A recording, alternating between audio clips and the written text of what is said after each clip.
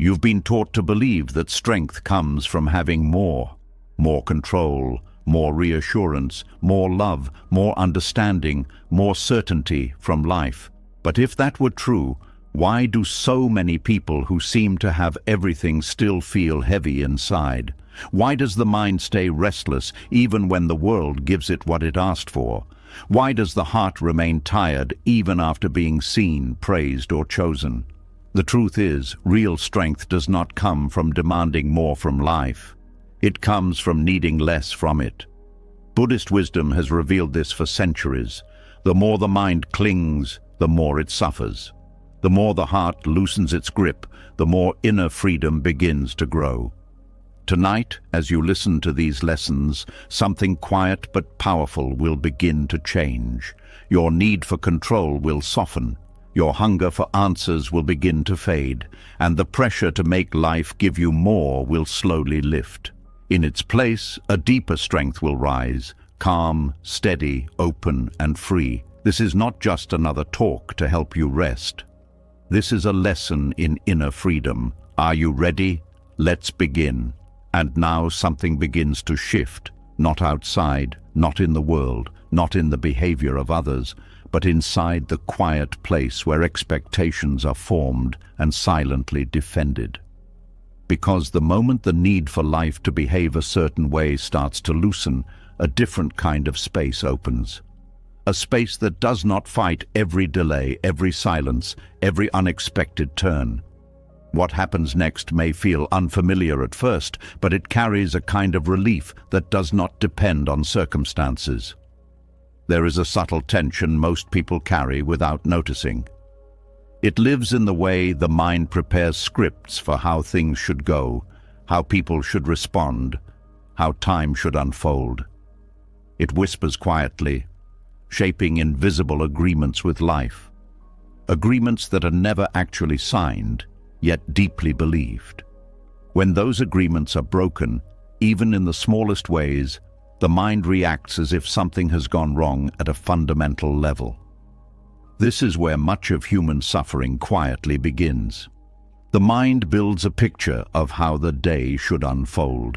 It decides what a conversation should feel like. It forms expectations about how quickly progress should happen, how smoothly relationships should move, how recognition should arrive at the right moment. None of these are spoken out loud, yet they hold immense power. They become the standard by which reality is judged, and reality, almost by nature, refuses to cooperate. A message is delayed. A plan changes without warning.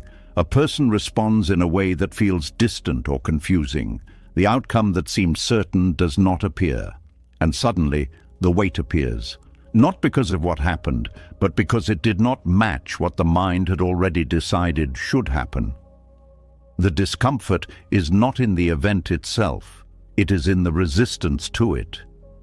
This resistance often feels justified. It feels natural to say things should have gone differently. It feels right to expect clarity, fairness, responsiveness, smoothness.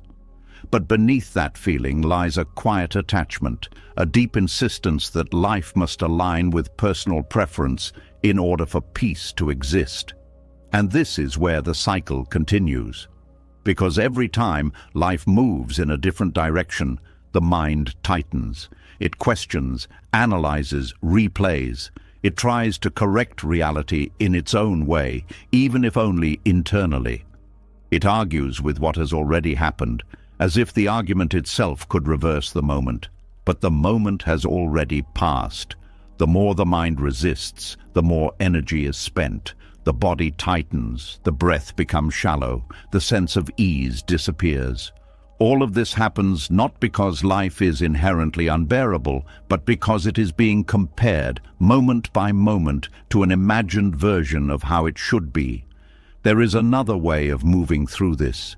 It begins not with changing the world, but with seeing clearly how the demand itself creates tension. The realization is simple, yet difficult to accept at first. Life does not need to follow the script in order for peace to exist. Peace is not found in perfect alignment. It is found in the absence of resistance. When the mind stops insisting, something begins to soften. A delayed response no longer carries the same weight. It is seen as a delay, not a violation. A changed plan becomes a shift, not a failure. A misunderstanding becomes a moment of difference, not a personal attack. These are small changes in perception, yet they carry immense impact. The inner experience begins to feel lighter, not because life has become easier, but because the pressure to make it behave has dissolved. This does not mean becoming passive or indifferent. It does not mean giving up preferences or desires. It means no longer attaching peace to whether those preferences are fulfilled. It means allowing life to unfold without turning every deviation into a source of suffering. There is strength in this kind of allowing. It takes awareness to notice the moment when expectation forms. It takes discipline to not immediately follow the impulse to resist. It takes patience to sit with discomfort without trying to reshape it. This is not weakness. It is a form of inner stability that does not depend on control. Control, in many ways, is an illusion the mind clings to for safety. It creates the sense that if everything can be managed, predicted, and aligned, then peace will follow. But the reality is different. The more control is pursued, the more fragile the mind becomes. Because any disruption feels like a threat. Any uncertainty feels like a loss of stability. Letting go of this constant need to control outcomes does not create chaos. It creates resilience. Resilience is not the ability to force life into a specific shape. It is the ability to remain steady when life takes unexpected forms. It is the quiet confidence that comes from knowing that peace is not dependent on external order. This understanding changes the way moments are experienced. Instead of constantly measuring reality against expectation, there is a shift toward observing what is present. The mind becomes less reactive, less urgent in its need to correct or fix. There is space between the event and the reaction. In that space, something new becomes possible: clarity. The situation is seen more directly, without layers of judgment or resistance. Decisions can be made without emotional pressure. Responses become more thoughtful, less driven by impulse. Even difficult moments begin to carry a different quality. They are still challenging, but they are no longer overwhelming. This is where suffering begins to soften. Not disappear entirely, but lose its sharpness. The emotional spikes become less intense. The duration of discomfort shortens. The mind recovers more quickly. All of this happens not because life has changed, but because the relationship to it has changed. The demand has loosened. And with that, the constant friction between expectation and reality begins to fade. There is also a deeper layer to this shift. The identity that was built around control and expectation starts to dissolve. The idea of being someone who needs things to go a certain way in order to feel stable begins to weaken. In its place, a different sense of self emerges. One that is less rigid, less dependent, more adaptable. This kind of self does not break easily. It bends, it adjusts, it allows. It does not interpret every deviation as a threat. It does not collapse when plans fail or when people behave unpredictably. It remains steady, not because everything is under control, but because it no longer needs everything to be controlled. This is where true freedom begins to take shape. Freedom is often misunderstood as the ability to get whatever is desired. But that kind of freedom is unstable, because desires constantly change, and the world rarely aligns perfectly with them. Real freedom is quieter. It is the ability to remain at peace regardless of how things unfold. It is the absence of inner conflict. When the mind no longer argues with reality, there is nothing to defend. There is no need to prove that things should be different. There is no internal struggle to correct what cannot be changed. There is simply the experience of the moment as it is. This does not remove pain, but it removes unnecessary suffering. Pain may still arise, loss may still happen, disappointment may still be felt. But without the added layer of resistance, these experiences move through more naturally. They do not get trapped in cycles of rumination and frustration. They are allowed to be felt, and then allowed to pass. There is a kind of peace in this process. It is not dramatic or intense. It does not feel like a sudden breakthrough. It feels steady, grounded, almost ordinary. But within that ordinariness, there is a depth that was not present before. A quiet ease that does not need constant reinforcement. This ease becomes more noticeable over time. Moments that would have previously caused irritation now pass without much disturbance. Situations that once triggered anxiety are handled with calm. There is less urgency to fix, less pressure to understand everything immediately. The mind becomes more spacious. And in that space, something important happens. Life is experienced more directly, not through the filter of expectation, not through the constant comparison to how things should be, but as a continuous unfolding of moments, some pleasant, some difficult, all part of a larger flow that does not need to be controlled to be lived. This kind of living carries a different quality. It is lighter, not because problems disappear, but because they are no longer carried with the same weight. The mind is not constantly preparing for the next disruption or trying to prevent it. There is a trust that whatever arises can be met without needing it to be different first. This trust is not blind. It is built through experience, through repeatedly seeing that resistance creates more tension and allowing creates more space, through noticing that peace is not found in perfect conditions, but in the absence of inner conflict. Over time, this becomes natural. The mind still forms preferences, but it does not cling to them as tightly. Expectations may still arise, but they are seen more clearly and released more easily. The gap between what is and what is wanted becomes less significant, and within that narrowing gap, suffering continues to soften.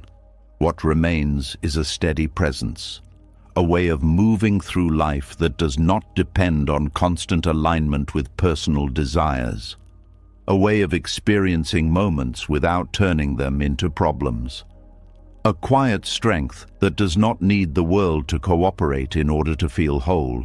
This strength is not loud, it does not announce itself, it does not seek recognition. It simply exists, steady and reliable, beneath the surface of changing circumstances.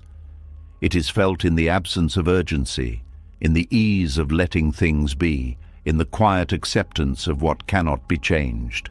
And from this place, something else becomes possible. A deeper kind of engagement with life, not driven by the need to control outcomes, but by a genuine openness to experience. Actions are taken, efforts are made, but without the heavy attachment to results. There is participation without pressure, involvement without tension. This is where life begins to feel different, not because it has changed, but because the way it is held has changed. And in that change, a quiet freedom continues to grow. And as that quiet freedom begins to grow, something even more subtle starts to reveal itself. The need to control life softens, but another hidden weight remains. It lives in the space between people, in the silent expectation that others should understand, interpret and validate what is felt inside. It is not as obvious as the need to control outcomes, yet it carries just as much tension, because even when life is no longer being forced to match the mind, the heart can still be waiting. Waiting to be seen, waiting to be understood, waiting to be fully recognized. And when that does not happen, a different kind of discomfort appears, a quieter one, but deeper. There is a moment many people recognize but rarely question, a moment after explaining something important, after sharing a feeling, after trying to express something that matters. The words are spoken, the effort is made, but the response does not land the way it was hoped. The other person listens, but something feels off. The understanding is partial or completely missing. And in that moment, something tightens. The mind begins to search for better words. The heart begins to feel unseen.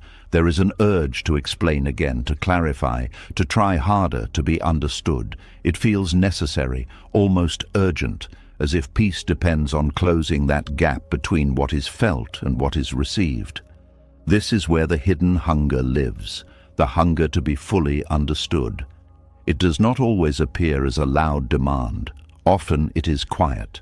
It hides behind patience, behind repeated explanations, behind the willingness to keep trying. But beneath it, there is a deep attachment. A belief that emotional relief will come once the other person finally sees things clearly. And this belief quietly binds the heart, because understanding is not something that can be controlled. It depends on the other person's perspective, their emotional capacity, their experiences, their ability to listen without distortion. Even with the best intentions, full understanding is rare. People hear through their own filters, they interpret through their own stories. So the gap remains, and the more the heart depends on closing that gap, the more tension builds. There is a different way of relating to this. It begins with a simple but difficult realization. Being understood is not a requirement for inner peace. It is something that can be appreciated when it happens, but it does not need to be chased in order to feel whole. This shift changes everything, because now expression is no longer driven by the need for validation. It becomes something cleaner, something lighter. Words are shared because they are true, not because they must be confirmed. Feelings are expressed because they exist, not because they need to be approved. This removes a significant burden. The pressure to be perfectly understood begins to fade. The constant adjustment of language, the repeated attempts to explain, the emotional strain of trying to align someone else's perception with internal experience, all of it begins to loosen, and in that loosening, energy returns. There is less exhaustion in communication. Conversations become simpler. There is less need to correct every misunderstanding, less urgency to fix every misinterpretation. The heart no longer feels like it has to defend its reality in every interaction. This does not mean withdrawing or becoming distant. It means engaging without attachment. It means speaking clearly, honestly, and then allowing the other person to receive it in their own way, without turning their response into a measure of self-worth. It means accepting that some parts of the inner world may never be fully seen by others, and being at peace with that. There is a quiet strength in this acceptance, because it removes the dependency that often goes unnoticed, the dependency on external understanding to stabilize internal experience. When that dependency is released, something deeper becomes available. Self-understanding, the ability to sit with one's own emotions without needing them to be translated for someone else. The capacity to witness internal states without immediately seeking external confirmation. This creates a sense of inner grounding that does not fluctuate based on how others respond. This grounding is not rigid, it is flexible, open but steady. It allows for connection without dependency. It supports communication without turning it into a transaction where understanding must be returned in order for peace to remain. Many conflicts are fueled by this hidden expectation. Two people trying to be understood at the same time, both feeling unseen, both trying harder, both becoming more frustrated. The conversation turns into a loop where each person is waiting for the other to finally get it. And when that does not happen, tension rises. But when one person releases the need to be fully understood, the dynamic changes. The urgency dissolves. The conversation slows down. There is more space to listen, not as a strategy to be understood in return, but as a genuine act of presence. This creates a different kind of connection, one that is not built on perfect alignment, but on mutual allowance. There is also a deeper layer to this shift. The identity that is tied to being understood begins to loosen. The idea that being seen clearly by others is necessary for feeling valid starts to fade. This opens the door to a more direct relationship with oneself, a relationship that does not depend on reflection. It is common to use others as mirrors, to understand oneself through their reactions, their feedback, their interpretations. This can be helpful, but it can also create a dependency. When the mirror is unclear or absent, confusion arises. The sense of self becomes unstable. Releasing the need to be understood breaks this pattern. It allows for a more immediate form of self-awareness, one that does not require external confirmation. Emotions are felt directly. Thoughts are observed directly.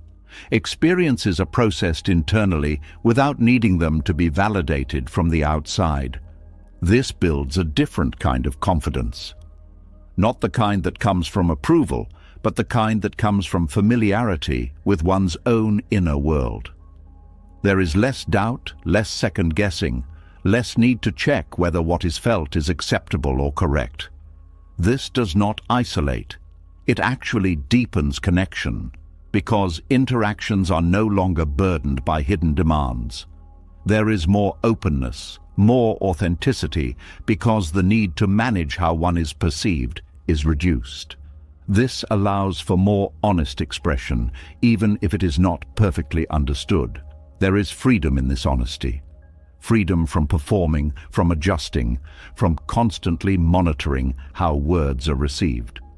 The focus shifts from controlling perception to simply being present. This creates a lighter, more natural flow in communication. Silence also begins to feel different.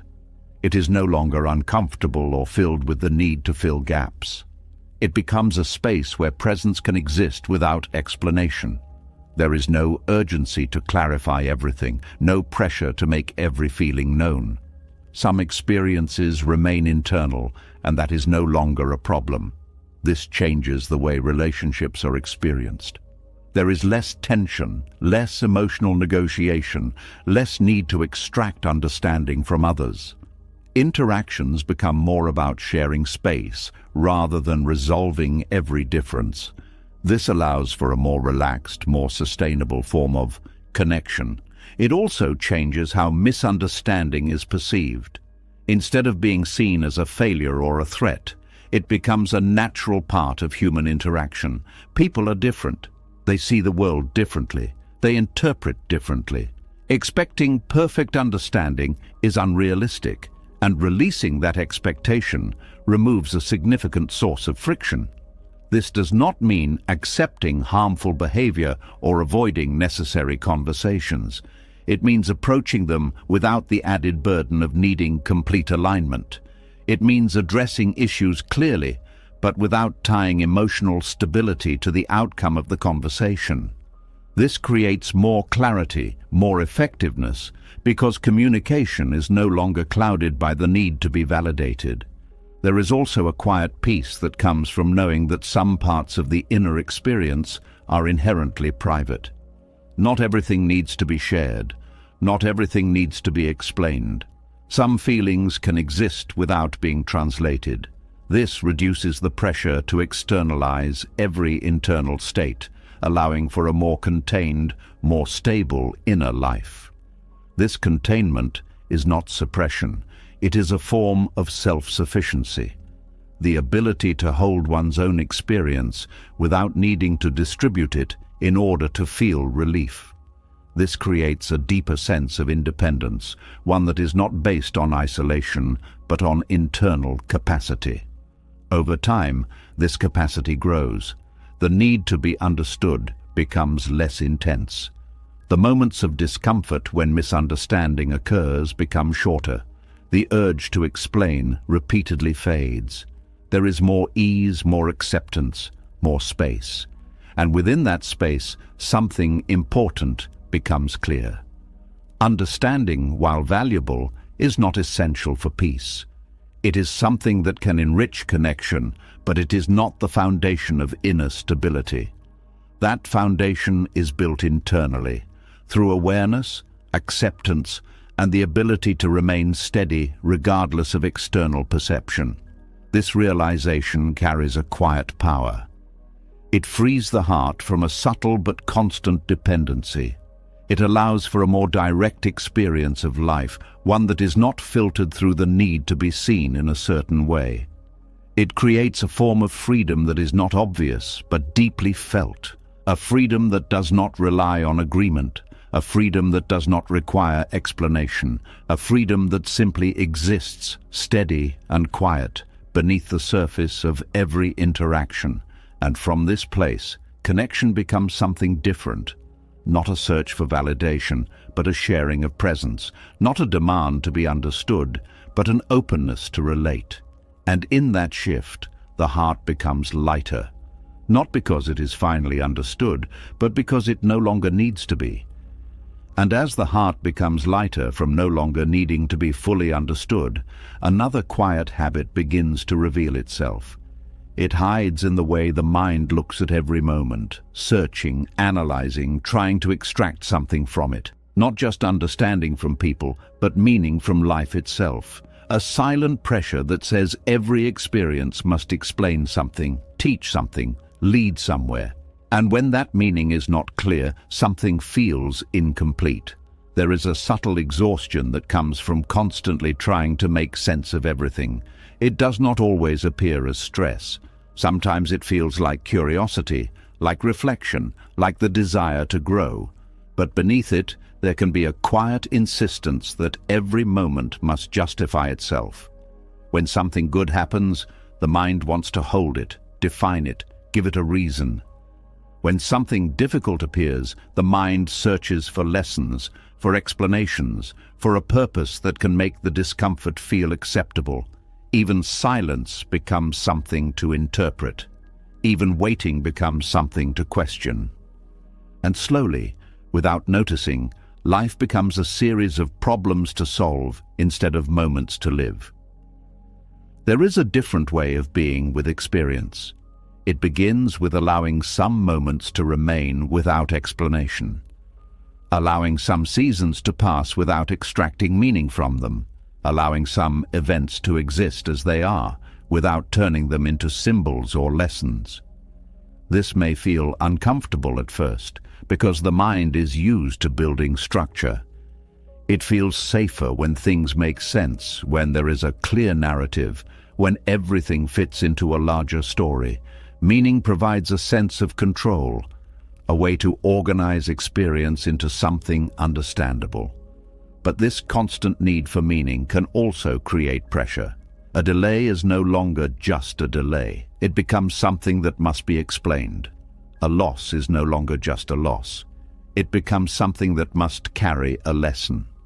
Silence is no longer just silence. It becomes something that must be interpreted. This transforms simple experiences into heavy ones. The mind becomes busy, always working, always searching. It does not rest in the moment because it is trying to move beyond it, to find what it represents. And in doing so, it misses what is actually present. There is a quiet freedom in stepping out of this pattern. It does not mean rejecting meaning entirely. It means no longer forcing it into every space. It means allowing some experiences to be incomplete, to remain open, to exist without immediate resolution.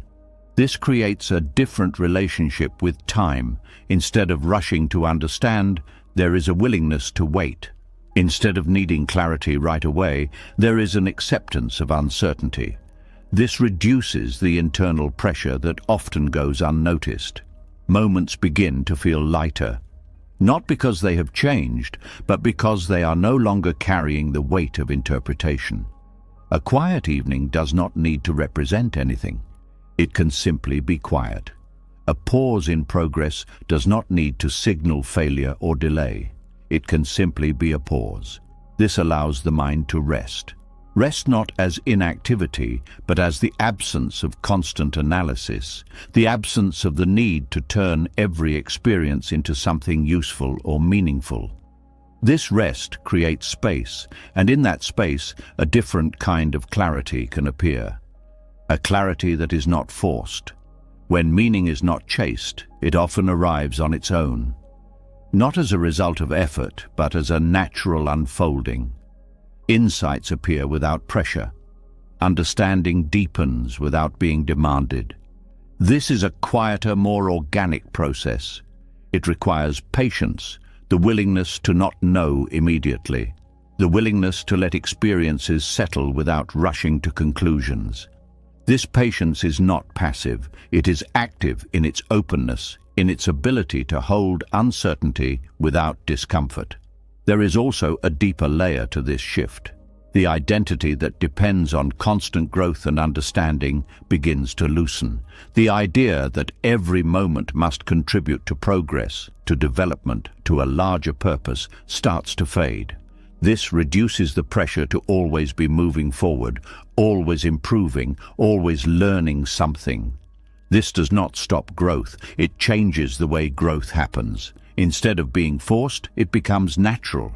Instead of being measured constantly, it becomes something that unfolds quietly. This creates a more sustainable, less stressful form of development. The mind becomes less rigid. It no longer needs everything to fit into a clear structure. It becomes more comfortable with ambiguity, with open-ended experiences, with moments that do not lead anywhere specific. This flexibility reduces tension. There is also a shift in how difficulty is experienced. When something challenging happens, the immediate reaction is often to search for meaning, to ask what it teaches, what it represents, why it is happening. This can be helpful at times, but it can also create pressure when answers are not available. Releasing the need for immediate meaning allows the experience to be felt more directly. The discomfort is not avoided, but it is not complicated by analysis. There is space to feel without needing to explain. This often leads to a more natural processing of emotion.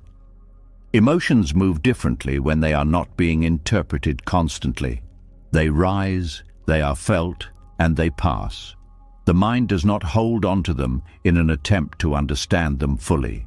This reduces the tendency to get stuck in loops of thinking.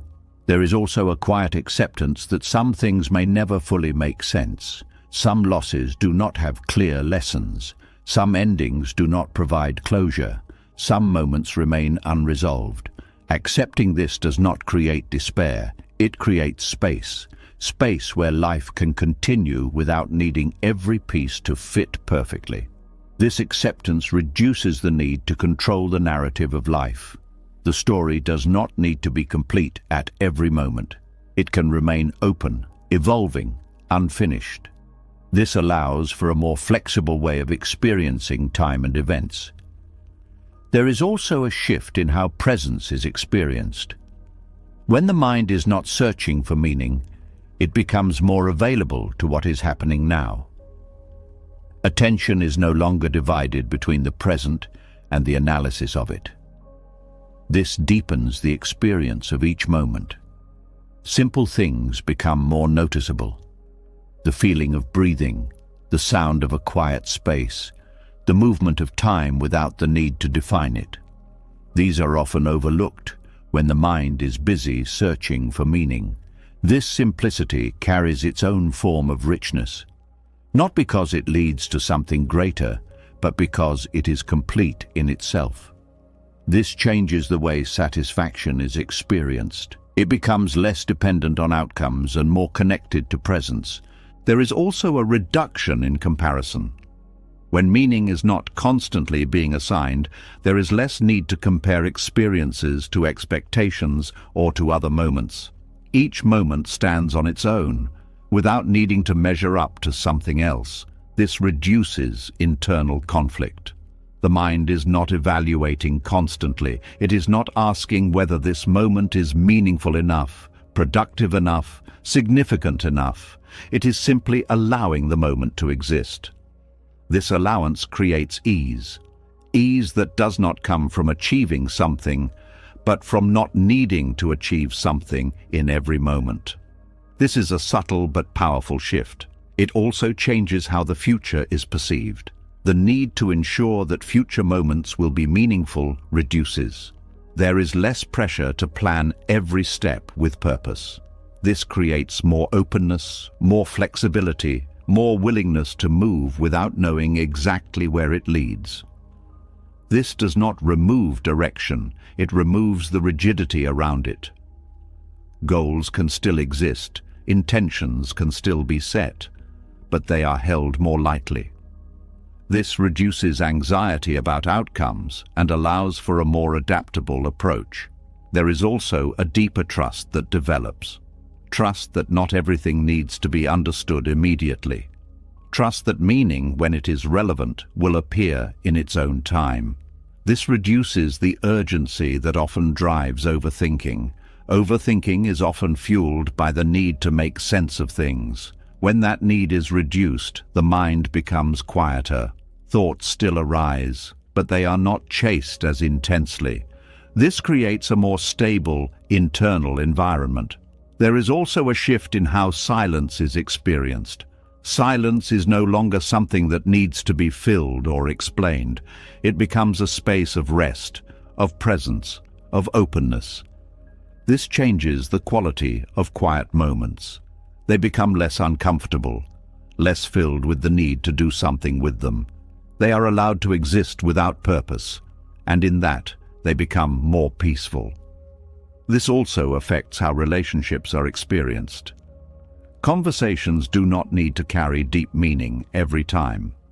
Interactions can be simple, light, without needing to lead to insight or resolution. This reduces pressure and allows for more natural connection. There is also a reduction in self-judgment. When not every moment needs to be meaningful, there is less pressure to always be doing something important or significant. This allows for rest without guilt, for pauses without criticism. This creates a more compassionate relationship with oneself. A recognition that life includes moments of stillness, of uncertainty, of lack of direction, and that these moments are not failures, but part of the natural flow. Over time, this becomes more natural. The mind still seeks meaning at times, but it is not as dominant. It does not control the experience of every moment. There is more balance between understanding and simply being. And within that balance, something important becomes clear. Life does not need to be fully understood to be lived fully. Meaning can enrich experience, but it is not required for peace. Peace can exist in moments that are simple, quiet, undefined. This realization carries a quiet strength. It removes a layer of pressure that is often invisible. It allows for a more direct, more immediate experience of life. It creates space where the soul can rest. And in that rest, something light begins to grow. Not forced, not defined, not explained, just present and enough. And as the need to force meaning begins to fade, another layer quietly reveals itself. The mind becomes less busy, the soul begins to feel lighter, and yet there is still a subtle emptiness that can appear in certain moments. Not because something is missing in life, but because something is being asked from love that it was never meant to carry. This is where a deeper hunger lives, a hunger that is often mistaken for love itself. There is a kind of tiredness that does not come from lack of love, but from the constant need for love to reassure, confirm, and prove itself. It shows up in small ways, in waiting for messages that must arrive at the right time, in noticing when attention feels different, in measuring tone, effort, consistency, and presence. It is not always loud. Sometimes it is quiet, almost invisible, but it carries weight. A silent question that repeats itself in different forms. Am I still valued? Am I still important? Is this still real? And when the answer is not immediately clear, something inside begins to tighten. This is what emotional starvation feels like. Not the absence of love, but the constant feeling that it is not enough unless it is confirmed again and again. It creates a cycle where love is never fully received because it is always being evaluated. Even when affection is present, the mind looks for signs that it might fade. Even when connection exists, the heart searches for reassurance that it will not disappear. And in that search, the experience of love becomes heavy. There is a quiet shift that changes this entirely. It begins when love is no longer treated as something that must constantly prove its presence. When the heart no longer depends on repeated confirmation to feel secure, something begins to relax. The need to monitor every detail fades. The urge to interpret every action softens.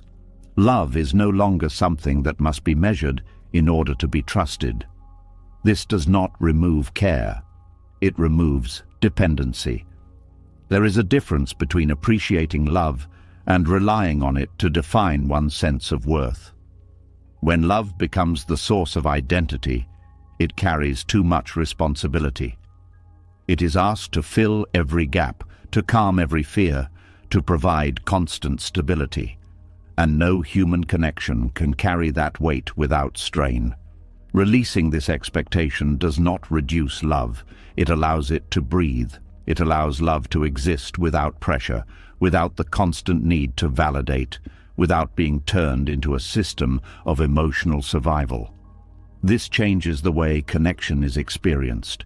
Instead of looking for proof, there is presence. Instead of seeking reassurance, there is trust. Instead of measuring love, there is an openness to receive it as it comes, without turning it into a requirement for feeling whole. This creates a sense of internal fullness, not because love disappears, but because it is no longer the only source of emotional stability. The heart becomes less dependent on external confirmation and more grounded within itself. This grounding changes everything. It reduces anxiety in relationships. The need to check, to question, to analyze decreases. There is more space for natural interaction, for moments to unfold without being evaluated. There is also a shift in how absence is experienced. When love is tied to constant presence, any distance feels threatening. Silence becomes heavy. Space becomes uncomfortable. But when the need for constant proof is released, absence is no longer interpreted as loss. It becomes part of the rhythm. Connection can exist even in distance. Care can remain even when it is not actively expressed. This creates a more stable, less reactive form of attachment. Attachment itself begins to transform. It becomes less about holding on and more about allowing, less about securing and more about trusting. This does not weaken bonds. It strengthens them by removing the pressure that often causes tension. There is also a change in how one relates to their own emotions. Instead of immediately seeking comfort from others, there is a growing ability to sit with feelings internally. Discomfort is not automatically outsourced. It is acknowledged, felt, and allowed without rushing to fill it. This builds emotional resilience, the capacity to remain steady even when external reassurance is not available. This does not create isolation. It creates independence within connection. Relationships become something shared, not something relied upon for survival. There is also a quiet honesty that emerges. Without the need to secure love through constant validation, communication becomes clearer. There is less fear of expressing truth, less tendency to adjust behavior to maintain approval. This creates more authentic interactions.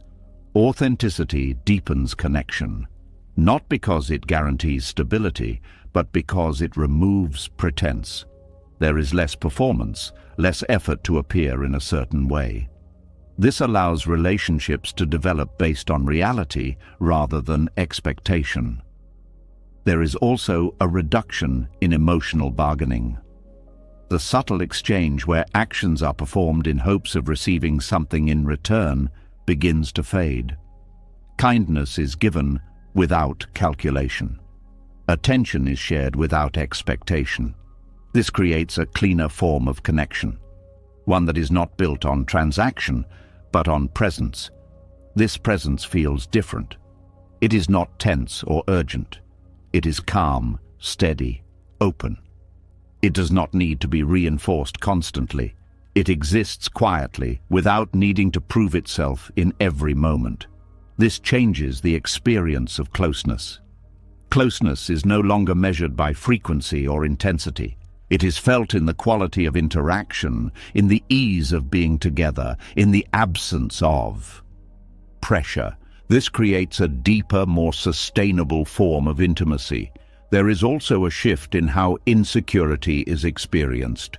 Instead of being driven by it, there is awareness of it.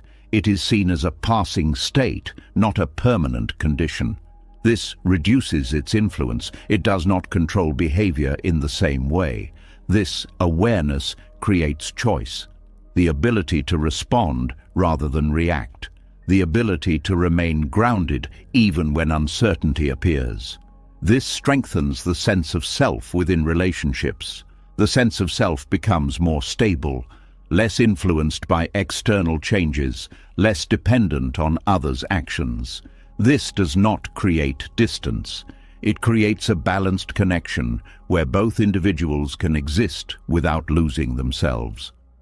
There is also a deeper appreciation that emerges. When love is not taken for granted, but also not demanded, it is experienced more fully. Small gestures carry more meaning. Simple presence feels enough. This increases satisfaction. Satisfaction is no longer tied to intensity. It is found in consistency, in quiet moments, in the simple act of sharing space. This reduces the need for constant excitement or reassurance. There is also a release from comparison. The tendency to measure one relationship against another, to evaluate based on external standards, begins to fade. Each connection is experienced on its own terms. This reduces unnecessary dissatisfaction. There is also a quiet acceptance of imperfection. No relationship is flawless. No person can meet every need. Accepting this reduces frustration. It allows for a more realistic and compassionate view of connection. This compassion extends inward. There is less self-blame when things feel uncertain, less pressure to be perfect in order to be loved. This creates a more gentle relationship with oneself. Over time, this becomes natural. The need for constant proof diminishes. The heart becomes less reactive. There is more ease, more trust, more stability. Love is no longer something that must be secured continuously. It is something that can be experienced without fear. And within this experience, something important becomes clear. Love does not need to complete you in order to be meaningful. It can exist alongside a sense of wholeness, not as a replacement for it. This changes the way connection is approached. It becomes something shared between two whole individuals rather than something used to fill internal gaps. This creates a different kind of bond, one that is less fragile, less dependent, more resilient. It can withstand distance, change, uncertainty, without collapsing. This is a quieter but stronger form of connection. There is also a freedom in this. Freedom from the constant need to secure love. Freedom from the fear of losing it. Freedom to engage without attachment to outcome. This allows for a more open, more relaxed way of relating. This openness carries a different kind of depth. Not based on intensity, but on steadiness. Not on constant reassurance, but on quiet trust. This depth feels more sustainable, more grounded. And within this grounding, something else appears. A sense of peace that is not dependent on the presence of love. A peace that exists regardless of connection, that remains steady even in absence. This is where emotional starvation ends. Not because love becomes constant, but because the need for it to be constant dissolves. And in that dissolution, the heart becomes lighter, not empty, but free. And as the heart becomes free from needing love to constantly prove itself, another quiet dependency begins to surface. It is less obvious, often even praised by the world, yet it carries a hidden weight. It lives in the way a person looks outward for small signals to feel secure. A kind word, a compliment, a moment of recognition. These things seem harmless, even good, but when they become the source of identity, something deeper begins to drift. Because now, worth is no longer felt from within, it is borrowed, and anything borrowed must eventually be returned.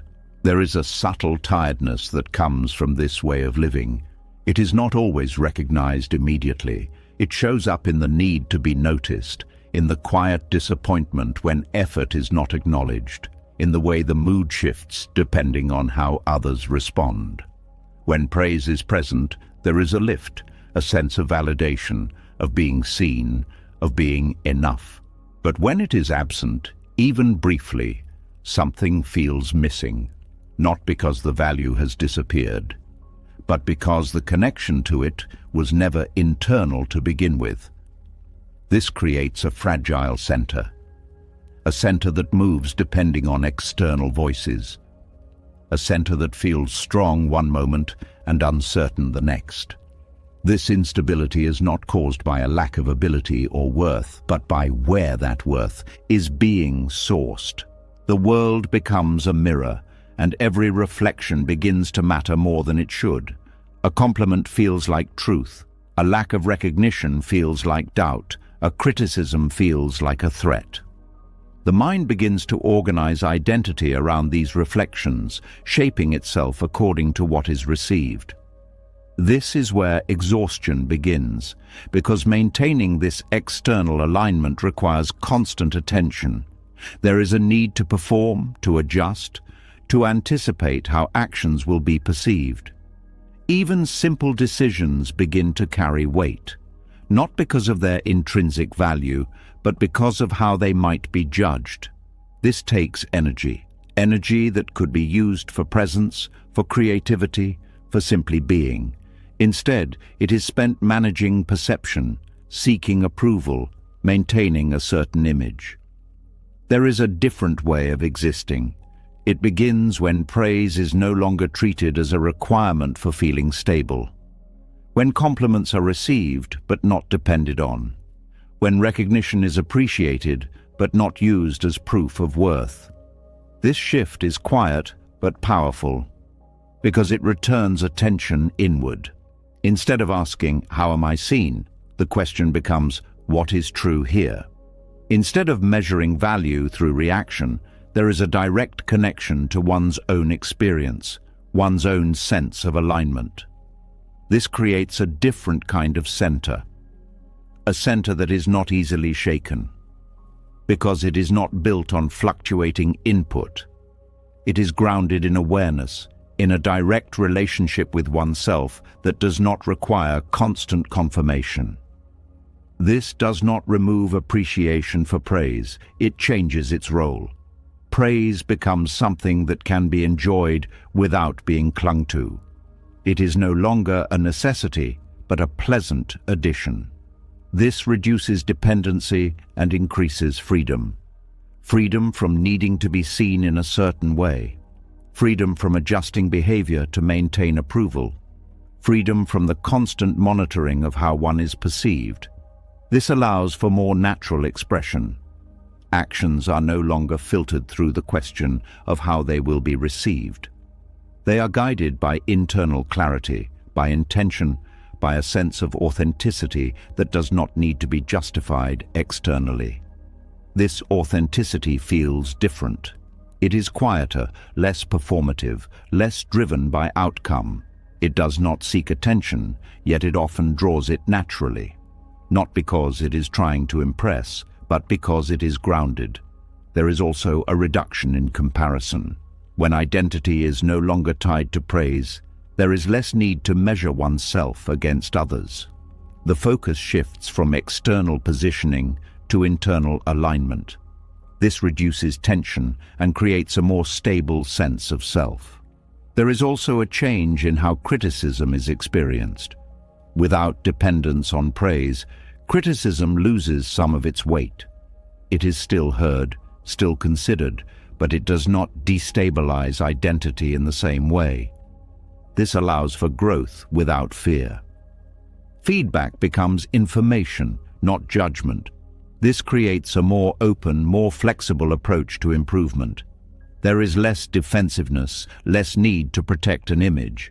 This supports a more honest relationship with one's own strengths and limitations. There is also a deeper layer to this shift. The identity that was built around being recognized begins to dissolve. The idea of needing to be acknowledged in order to exist meaningfully starts to fade. This creates space for a more direct experience of self, a self that is not defined by external response. This does not create isolation. It creates independence within connection. Relationships are no longer used as mirrors to define worth. They become spaces for interaction, for sharing, for connection, without the hidden demand for validation. This changes the quality of interaction. There is less pressure, less need to impress, less concern about maintaining a certain image. This allows for more genuine connection, more openness, more ease. There is also a shift in motivation. When praise is not the driving force, actions are guided by something deeper: curiosity, interest, intention. This creates a more sustainable form of engagement. Work becomes less about recognition and more about expression. Effort becomes less about outcome and more about process.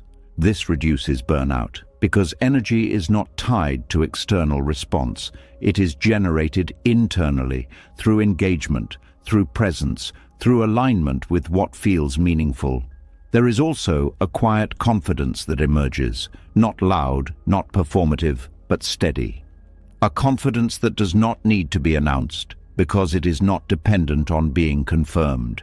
It exists quietly, beneath the surface, consistent and reliable. This confidence supports resilience. When external conditions change, when recognition is absent, when attention shifts, the center remains stable. This reduces anxiety and creates a more grounded way of moving through life. There is also a deeper sense of contentment. When praise is no longer required, satisfaction is not delayed. It is felt in the act itself, in the experience of doing, of being, of engaging with life directly. This changes the relationship with achievement. Achievements are still valued, but they are not used as proof of worth. They are expressions of effort, of interest, of engagement. This reduces pressure and increases enjoyment. There is also a release from performance. The need to maintain a certain image fades. There is less concern about how things appear, more focus on how they feel. This creates a more relaxed, more authentic way of living. There is also a deeper connection to presence. Without the constant monitoring of external response, attention returns to the moment. This increases awareness, clarity, and ease. Moments are experienced more fully, not filtered through the need to be recognized but felt directly. This creates a richer experience of life, not because of external input, but because of internal availability. There is also a shift in how silence is experienced. Silence is no longer uncomfortable due to lack of recognition. It becomes a space of rest, of being, without the need to fill it with validation. This supports a more stable inner environment, one that does not fluctuate based on external feedback. Over time, this becomes natural. The need for praise diminishes. The dependence on recognition fades. The center becomes more stable, more grounded, more internal. And within this stability, something important becomes clear. Worth does not need to be proven. It does not need to be confirmed. It exists. And when this is felt directly, without reliance on external voices, there is a quiet return. A return to a center that was always there, but often overlooked. A center that does not move with praise or criticism. a center that remains steady regardless of how the world responds. And from this place, life begins to feel different, less heavy, less dependent, more free. And as that quiet center becomes steady, no longer rising and falling with praise or silence, something even deeper begins to come into view. There is still a subtle movement in the mind, a habit so familiar that it often goes unnoticed. It is the quiet negotiation that happens with reality itself. A constant internal dialogue that tries to reshape what has already happened, soften what feels uncomfortable, or push away what does not match preference. Even without seeking approval, even without needing validation, the mind can still be in quiet resistance. And that resistance carries its own weight. There is a kind of tiredness that does not come from effort, but from arguing with what cannot be changed. It appears in small moments. A situation unfolds, and immediately the mind begins to respond, not by meeting it, but by pushing against it. This should not be happening. This could have been different. This needs to change before I can feel okay. These thoughts may seem natural, even justified, but they create friction, not with the world, but within the self. Because reality has already taken its shape, and the mind is still trying to reshape it. This creates tension. Not loud, not always dramatic, but constant. A background pressure that keeps the body tight and the mind restless. Even when nothing is actively wrong, there is a subtle resistance to what is present. This is the negotiation. A silent attempt to make life more acceptable before allowing peace. But there is another way. A way that does not involve giving up, but involves letting go of the argument. A way that does not mean agreement with everything, but means no longer fighting what has already become real. This is where rest begins to appear. Not the kind of rest that comes from sleep, but a deeper rest, one that comes from the absence of internal conflict. When the mind stops pushing against the moment, something softens, the shoulders drop, the breath deepens, the urgency fades. Nothing outside has changed, but inside the pressure is gone. This kind of rest is unfamiliar at first, because the mind is used to staying active, used to analyzing, correcting, resisting. It believes that by negotiating with reality, it can create a better experience. But in truth, it often creates the opposite. It creates strain. Letting go of this strain does not mean becoming passive. It means seeing clearly. Seeing that what is happening has already happened. That the moment exists as it is, regardless of opinion. That resistance does not undo it, but adds another layer to it. When this is seen deeply, not just understood but felt, something shifts. The need to correct the moment begins to dissolve, and in that dissolution, space opens. This space is important because it allows for a different kind of response. Instead of reacting from resistance, there is the possibility of responding from clarity. The situation is seen without distortion, without the added pressure of how it should be. This clarity supports action. Action that is grounded, not reactive. Action that addresses what is needed without being driven by frustration. This is a different kind of strength, not forceful but steady. There is also a shift in how discomfort is experienced. Discomfort does not disappear, but it is no longer multiplied by resistance. It is felt more directly, without the added layer of judgment or rejection. This makes it more manageable. Pain becomes simpler, not easy, but less complicated. It is not turned into a problem that must be solved immediately. It is allowed to exist, to move, to change. This reduces suffering. Because suffering often comes from the struggle against pain, not from the pain itself. When that struggle ends, even difficult experiences become lighter. There is also a quiet acceptance that begins to grow. Not forced, not imposed, but natural. It comes from seeing that reality does not need approval to exist. It simply is. And meeting it directly creates less tension than resisting it. This acceptance is not resignation. It is alignment, alignment with what is present without adding unnecessary conflict. It allows for engagement without resistance, for action without frustration. There is also a change in how control is perceived. The need to control every aspect of the moment begins to fade. There is a recognition that not everything can be shaped according to preference, and that this is not a problem. It is simply the nature of life. This recognition reduces pressure, because the mind no longer needs to manage everything. It can focus on what is within reach, what can actually be influenced, without being burdened by what cannot. This creates a more efficient use of energy. Energy is not wasted on internal arguments. It is available for presence, for action, for awareness. This increases effectiveness without increasing effort. There is also a deeper layer to this shift. The identity that was built around resistance begins to loosen. The idea of being someone who must always correct, fix, or oppose reality starts to dissolve. This creates space for a different way of being, a way that is more flexible, more open, more at ease. This ease is not dependent on circumstances. It exists even when things are not ideal, even when challenges arise, even when outcomes are uncertain.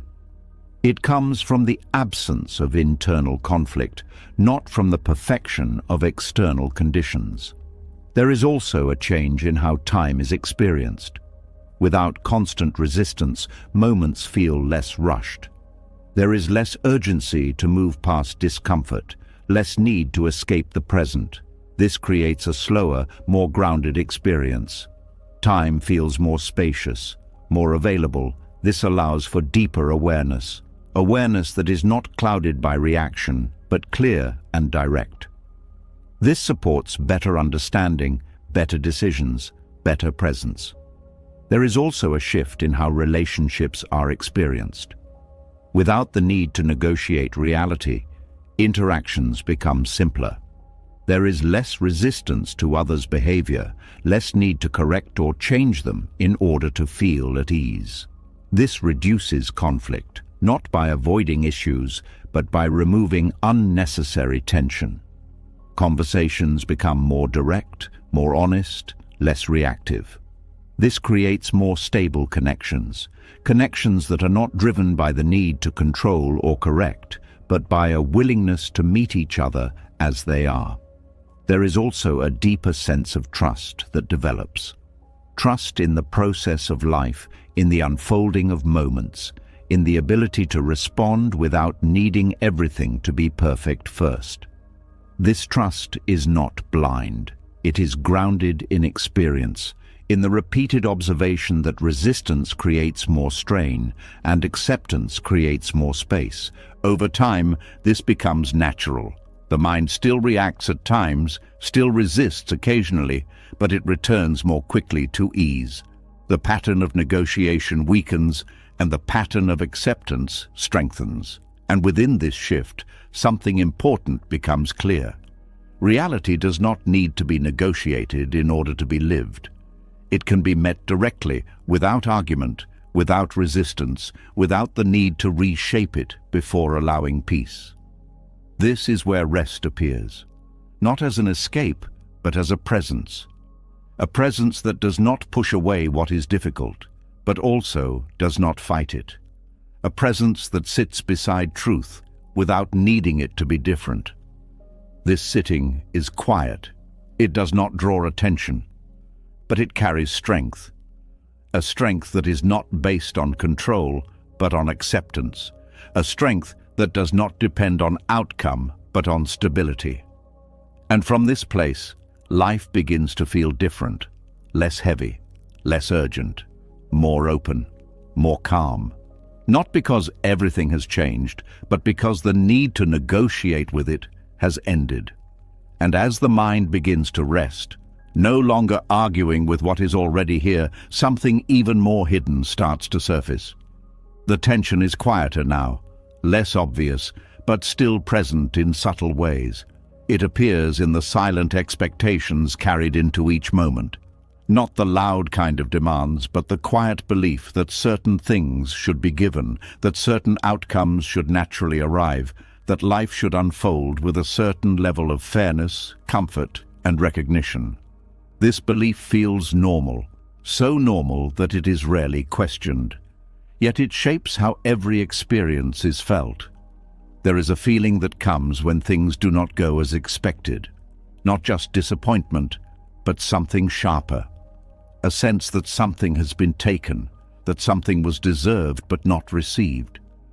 It is not just that the outcome is unpleasant, but that it feels wrong.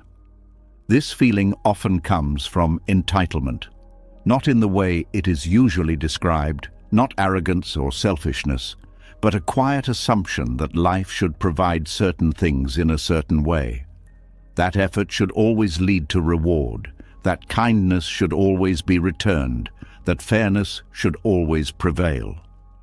When these expectations are not met, the mind reacts. It questions, it resists, it feels unsettled. Why did this happen? This should not have gone this way. I did everything right.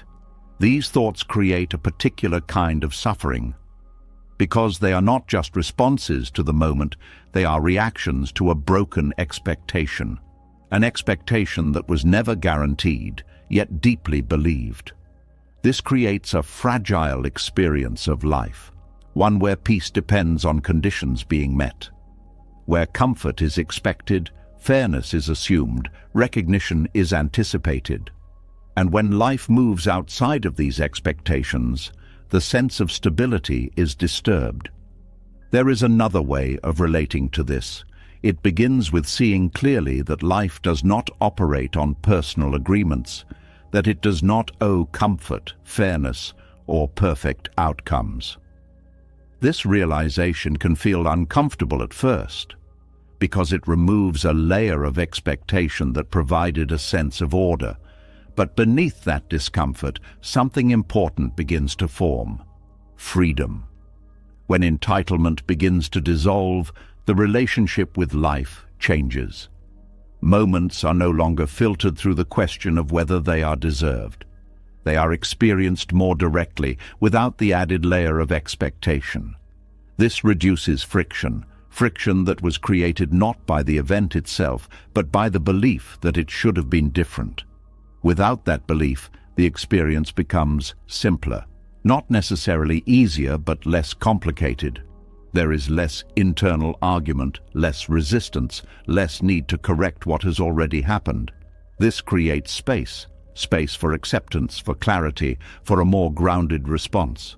There is also a shift in how effort is experienced. Effort is no longer tied to guaranteed results. It becomes something that is offered, not something that must be rewarded. This changes motivation. Actions are taken because they align with intention, not because they are expected to produce a specific outcome. This reduces pressure, because the mind is no longer calculating what should be received in return. There is also a change in how others are perceived. Without entitlement, there is less expectation that others must behave in certain ways. This reduces frustration. People are seen more clearly without the filter of how they should act. This creates more realistic expectations, and with that, more stable relationships. There is also a deeper layer to this shift. The identity that was built around being treated a certain way begins to loosen. The idea that one deserves constant comfort, constant recognition, constant fairness starts to fade. This does not create passivity, it creates resilience. Resilience that comes from not depending on conditions to feel stable. The ability to remain steady even when things are not ideal. This is a different kind of strength, a strength that does not rely on external support. There is also a reduction in comparison. When entitlement is present, there is often a comparison between what is received and what others receive. This creates dissatisfaction. Without entitlement, this comparison weakens. Each experience is seen on its own, without needing to measure it against an expected standard. This reduces unnecessary tension. There is also a shift in how disappointment is experienced. Disappointment still arises, but it is not amplified by the belief that something was owed. It is felt more directly, without the added layer of injustice. This makes it easier to move through, because the mind is not holding on to the idea that something has been taken unfairly. It is simply acknowledging what is present. There is also a quiet acceptance of uncertainty. Life is seen as something that unfolds without guarantees. This reduces the need to predict, to control, to secure outcomes. This acceptance creates ease that does not depend on certainty but on flexibility, the ability to move with what happens rather than against it. There is also a change in how gratitude is experienced. Without entitlement, gratitude becomes more natural. Because things are no longer expected, they are appreciated when they occur. This increases the sense of satisfaction. Even small moments carry value, not because they fulfill an expectation, but because they are recognized as they are. There is also a deeper sense of humility, not in the sense of lowering oneself, but in recognizing that life is not centered around personal expectations. This creates a more balanced perspective, a perspective that is less demanding, more open. There is also a shift in how control is perceived. Without entitlement, the need to control outcomes reduces. There is an understanding that not everything can be shaped according to preference. This reduces stress because the mind is no longer trying to enforce an imagined agreement with life. There is also a change in how patience is experienced. Patience becomes easier when there is no expectation of immediate reward. Waiting is no longer seen as a failure of timing, but as part of the process. This creates a more relaxed relationship with time. There is also a deeper sense of presence. Without the constant evaluation of whether something is deserved, attention returns to the moment. This increases awareness and clarity. Moments are experienced more fully, without the distraction of expectation. There is also a shift in how failure is perceived. Failure is no longer seen as a violation of what should have happened. It becomes an event, a result, without the added weight of entitlement. This makes it easier to learn and move forward. There is also a quiet strength that begins to develop. A strength that does not depend on fairness or comfort. A strength that remains steady even when things are difficult. This strength is not rigid. It is flexible, adaptable, open. There is also a deeper sense of freedom. Freedom from needing life to meet certain standards. Freedom from the constant pressure of expectation. Freedom to experience moments as they are. This freedom is not loud. It is quiet, steady, consistent. And within this quiet, something important becomes clear. Peace does not come from life being fair. It comes from not needing it to be. This realization changes everything because it removes a fundamental source of tension, the belief that life should align with personal expectation. Without that belief, the relationship with life becomes simpler, more direct, more open. And in that openness, something new begins to grow. A sense of stability that does not depend on conditions. A sense of peace that is not tied to outcome. A sense of freedom that comes from needing less. And from this place, life begins to feel different. Not because it has become easier, but because it is no longer being measured against what it was never required to provide. And as the weight of entitlement begins to fall away, something else becomes easier to see. Life no longer needs to be fair, and slowly the same understanding begins to extend toward people. Because much of the tension that once came from expecting perfect outcomes also lives in the expectation of perfect behavior from others, not always in obvious ways, but in quiet assumptions, that they should know what to say, that they should respond with care every time, that they should understand without needing explanation, that they should love in a way that feels complete. And when they don't, something inside tightens. There is a kind of pain that comes not just from what people do, but from what they fail to do. A missed gesture, a careless word, a moment where presence is absent when it was needed most. These moments stay longer than they should, not because they are large, but because they collide with expectation. A quiet belief that says, they should have done better. This belief creates a subtle form of resistance, not toward life, but toward people. And when that resistance is held, it slowly turns into something heavier, resentment. It does not always appear as anger. Sometimes it is silent. It lives in the way distance begins to grow, in the way warmth becomes guarded, in the way past moments are replayed with a quiet sense of disappointment.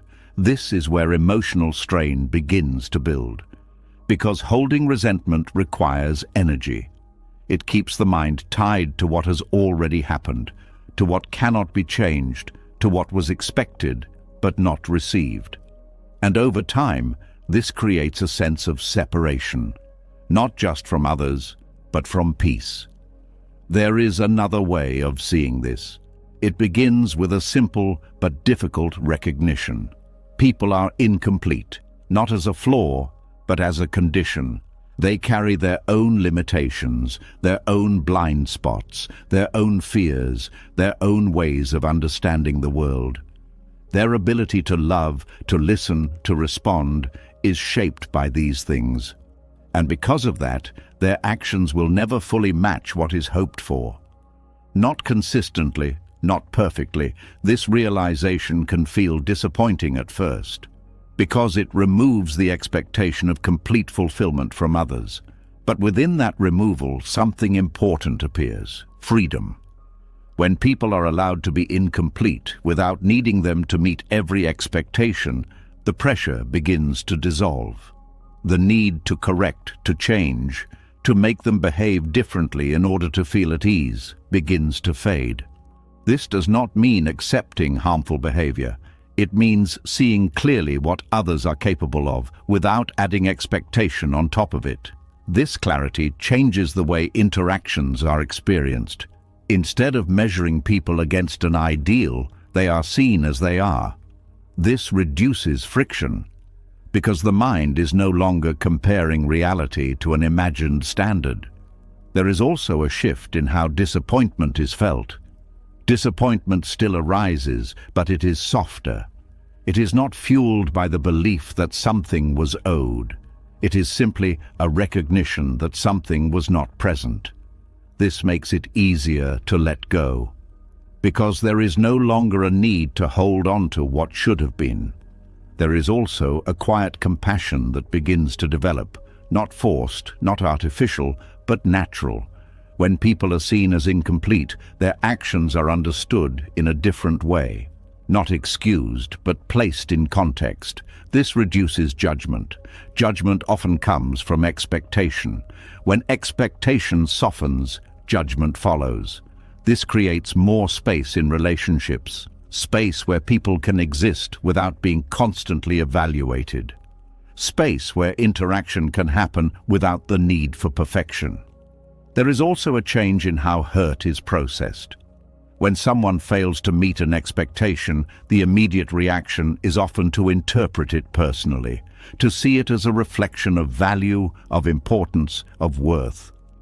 But when incompleteness is understood, this interpretation begins to shift. The action is seen more as a reflection of the other person's limitations, rather than a statement about oneself. This reduces the intensity of the hurt, not by avoiding it, but by understanding it differently. There is also a deeper layer to this shift. The need for others to complete what is missing internally begins to dissolve. The expectation that someone else should fill every emotional gap fades. This creates independence, not isolation, but a stable internal base that does not rely on others to function. Relationships become something that adds to life, rather than something that must sustain it completely. This changes the nature of connection. Connection becomes lighter, less burdened by expectation, less strained by the need for perfection. There is more room for authenticity, for natural interaction, for presence without pressure. There is also a reduction in control. When people are allowed to be incomplete, there is less need to shape their behavior. Less effort is spent trying to make them respond in a certain way. This reduces tension. It also increases respect, because allowing someone to be as they are without constant correction acknowledges their autonomy. This creates a more balanced dynamic. There is also a shift in how forgiveness is experienced. Forgiveness becomes easier when expectation is reduced, not because the action is justified, but because the need to hold on to it weakens. The mind is no longer anchored to the idea that something should have been different. This allows for release of tension, of replaying, of holding on to past moments. This creates more space for the present. There is also a change in how closeness is felt. Closeness is no longer dependent on perfect understanding or perfect behavior. It is found in shared presence, in moments of connection that do not need to meet a specific standard. This creates a more sustainable form of intimacy, one that can exist even with imperfection. There is also a deeper sense of acceptance, not passive but aware, an acceptance that people will act according to their nature, their understanding, their limitations. This does not remove the ability to set boundaries. It clarifies it. Boundaries are no longer set from resentment, but from understanding. This makes them more effective, more stable. There is also a quiet strength that begins to form, a strength that comes from not needing others to be different in order to feel at ease. The ability to remain steady even when others fall short. This strength is not rigid, it is flexible, open, grounded. There is also a shift in how expectations are formed. Expectations become more realistic, more aligned with what is actually possible. This reduces disappointment and increases clarity. There is also a reduction in emotional volatility. Without the constant cycle of expectation and disappointment, emotions become more stable. There is less fluctuation, less intensity. This creates a calmer internal state. There is also a deeper appreciation for what is present. When perfection is no longer expected, what is available becomes more noticeable. Small gestures, simple moments become more meaningful. This increases gratitude. There is also a change in how absence is experienced. Absence is no longer interpreted as failure. It is seen as part of the natural variation in human behavior. This reduces anxiety. There is also a deeper connection to reality. People are seen as they are, not as they should be. This creates a more honest experience of relationships. There is also a shift in how effort is given. Effort is no longer based on the expectation of return. It becomes an expression of intention, not a transaction. This creates cleaner interactions. There is also a sense of ease that begins to grow. Ease that comes from not holding others to impossible standards. Ease that comes from allowing imperfection to exist. Over time, this becomes natural. The need to correct, to judge, to resent begins to fade. What remains is a quieter, more stable way of relating. A way that does not depend on others being complete, a way that allows for connection without pressure. And within this way of being, something important becomes clear. Peace is not found in perfect people. It is found in the ability to remain open, even when people are imperfect. This realization changes the way relationships are experienced. They become less heavy, less demanding, more free, and in that freedom, something gentle begins to take shape. A connection that does not need perfection to exist, a connection that is steady even in the presence of incompleteness. And as the heart begins to relax around people, no longer demanding perfection, another pattern quietly comes into focus. Even when others are allowed to be incomplete, the mind can still be holding tightly to something else. Not people this time, but outcomes. The way things should unfold, the way situations should resolve, the way the future should take shape. It is a quieter form of holding, but it runs deep, because control often feels like safety.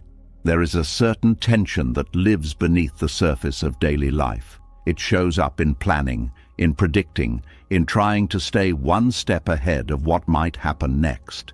It feels responsible, even necessary, to think through possibilities, to prepare, to manage. But beneath that effort, there is often something else. Fear. Fear that if things are not controlled, they might fall apart. Fear that uncertainty will lead to discomfort, that unpredictability will create instability. So the mind begins to tighten around outcomes, trying to shape them before they arrive. This tightening creates a sense of fragility, because when control becomes the source of stability, anything outside of that control becomes a threat. Unexpected changes feel larger than they are.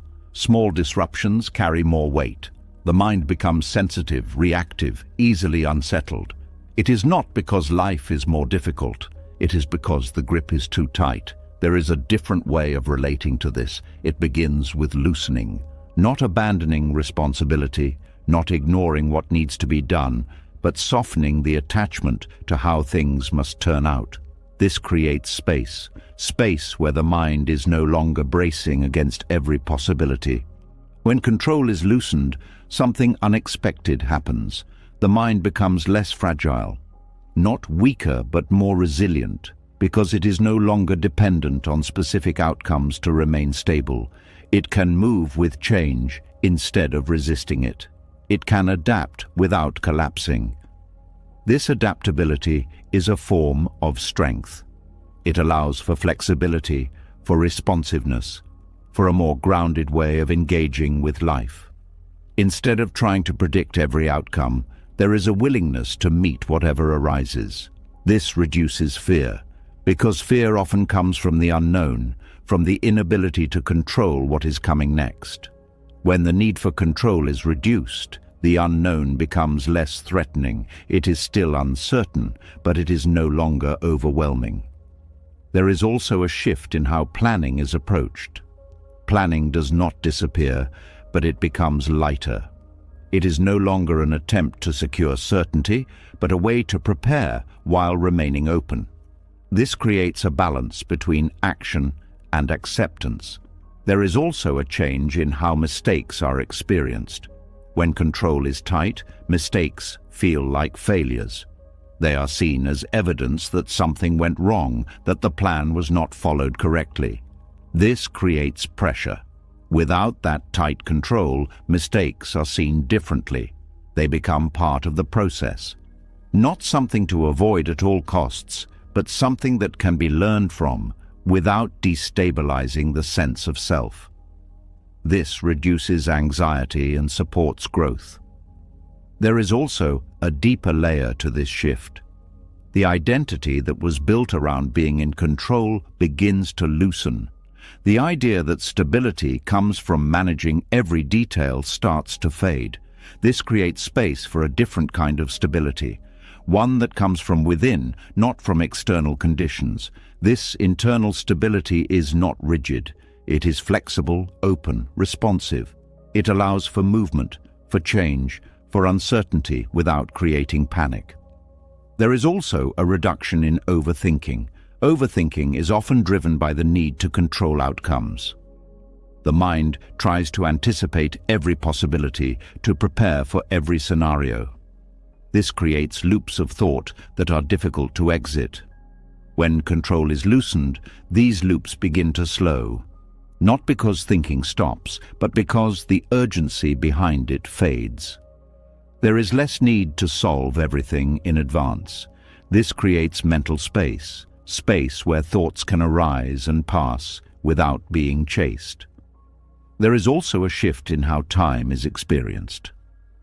When control is tight, the future carries a lot of weight. It becomes something that must be secured. something that must be shaped in a certain way. This creates pressure. Without that pressure, the present becomes more accessible. Attention returns to what is happening now rather than constantly projecting forward. This increases clarity and reduces stress. There is also a change in how uncertainty is felt. Uncertainty is no longer something to avoid. It becomes something that can be tolerated, even accepted. This creates resilience.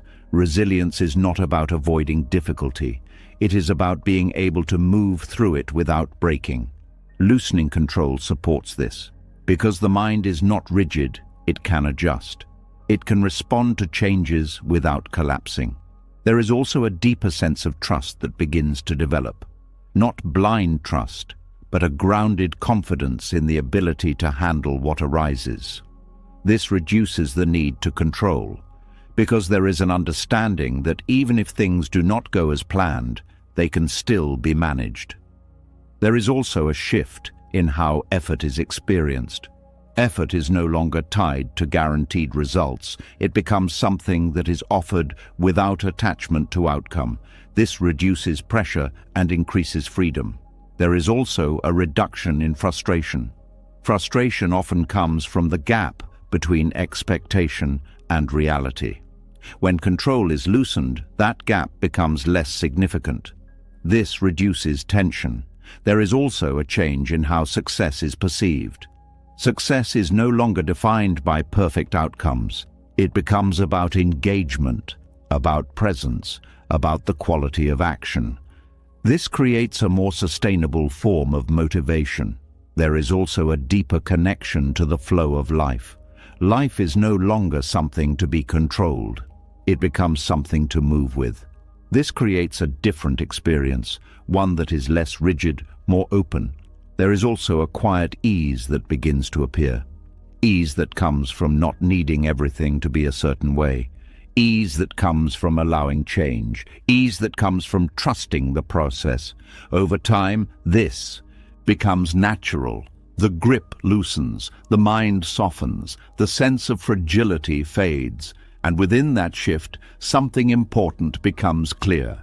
Strength does not come from controlling everything. It comes from being able to remain steady when things are not controlled. This is a different kind of strength, one that is quiet but powerful, one that does not depend on conditions, one that remains even when the unexpected happens. And from this place, life begins to feel different, less tense, less fragile, more resilient, more free. And as the grip on control begins to loosen and the mind learns to move without needing to shape every outcome, something even more subtle begins to rise into awareness. The tension is no longer in events, no longer in people, no longer in the future. It begins to reveal itself in something deeper, something quieter, something tied to identity itself, a quiet need, a need not just to live, but to be remembered. There is a feeling that moves silently through many moments. It is not always spoken, but it is often present. A desire to leave something behind, to be noticed, to be seen in a way that lasts beyond the moment. Not just to exist, but to matter in a way that echoes. It shows up in small ways, in the way a person hopes their words stay with someone after a conversation ends, in the way effort is sometimes tied to recognition that will be remembered, in the quiet discomfort when presence feels unnoticed, when absence feels invisible. It is not always about fame or large achievements. Often it is much more personal, a wish to be remembered by someone, a wish to leave an impression, a wish to not fade quietly. This wish can feel natural. It can even feel meaningful. But beneath it, there is a subtle form of attachment, an attachment to permanence in a world that does not offer it. Because everything changes. Moments pass, conversations fade, memories soften, even strong impressions eventually dissolve, and when the need to be remembered is strong, this natural process becomes difficult to accept. There is a quiet resistance to fading, a discomfort with the idea that presence may not leave a lasting mark everywhere it goes. This resistance creates tension, because the mind begins to hold on to moments. It tries to make them significant, to ensure they are not lost, to create impact that will last. This effort can be subtle, but it requires energy. Energy that is spent not on living the moment, but on preserving it. This creates a form of bondage, not visible, not obvious, but deeply felt. Because now, presence is no longer enough. There is an added pressure to be remembered, to be noticed, to be significant. And when that does not happen, something feels incomplete. A conversation that fades quickly feels less valuable. An effort that is not recognized feels less meaningful. A presence that is not remembered feels diminished. This is where suffering begins, not because life is lacking, but because the expectation of lasting impact is not met. There is another way of relating to this. It begins with seeing clearly the nature of impermanence. Not as a concept, but as a reality that touches everything. Every moment is temporary. Every interaction is passing. Every memory is subject to change. This is not a problem, it is the nature of existence. When this is seen deeply, something begins to shift. The need to hold on to moments starts to loosen, because there is an understanding that nothing needs to be preserved in order to be meaningful. Meaning does not come from duration, it comes from presence. This changes the way moments are experienced. Instead of trying to leave a mark, there is a focus on being fully present.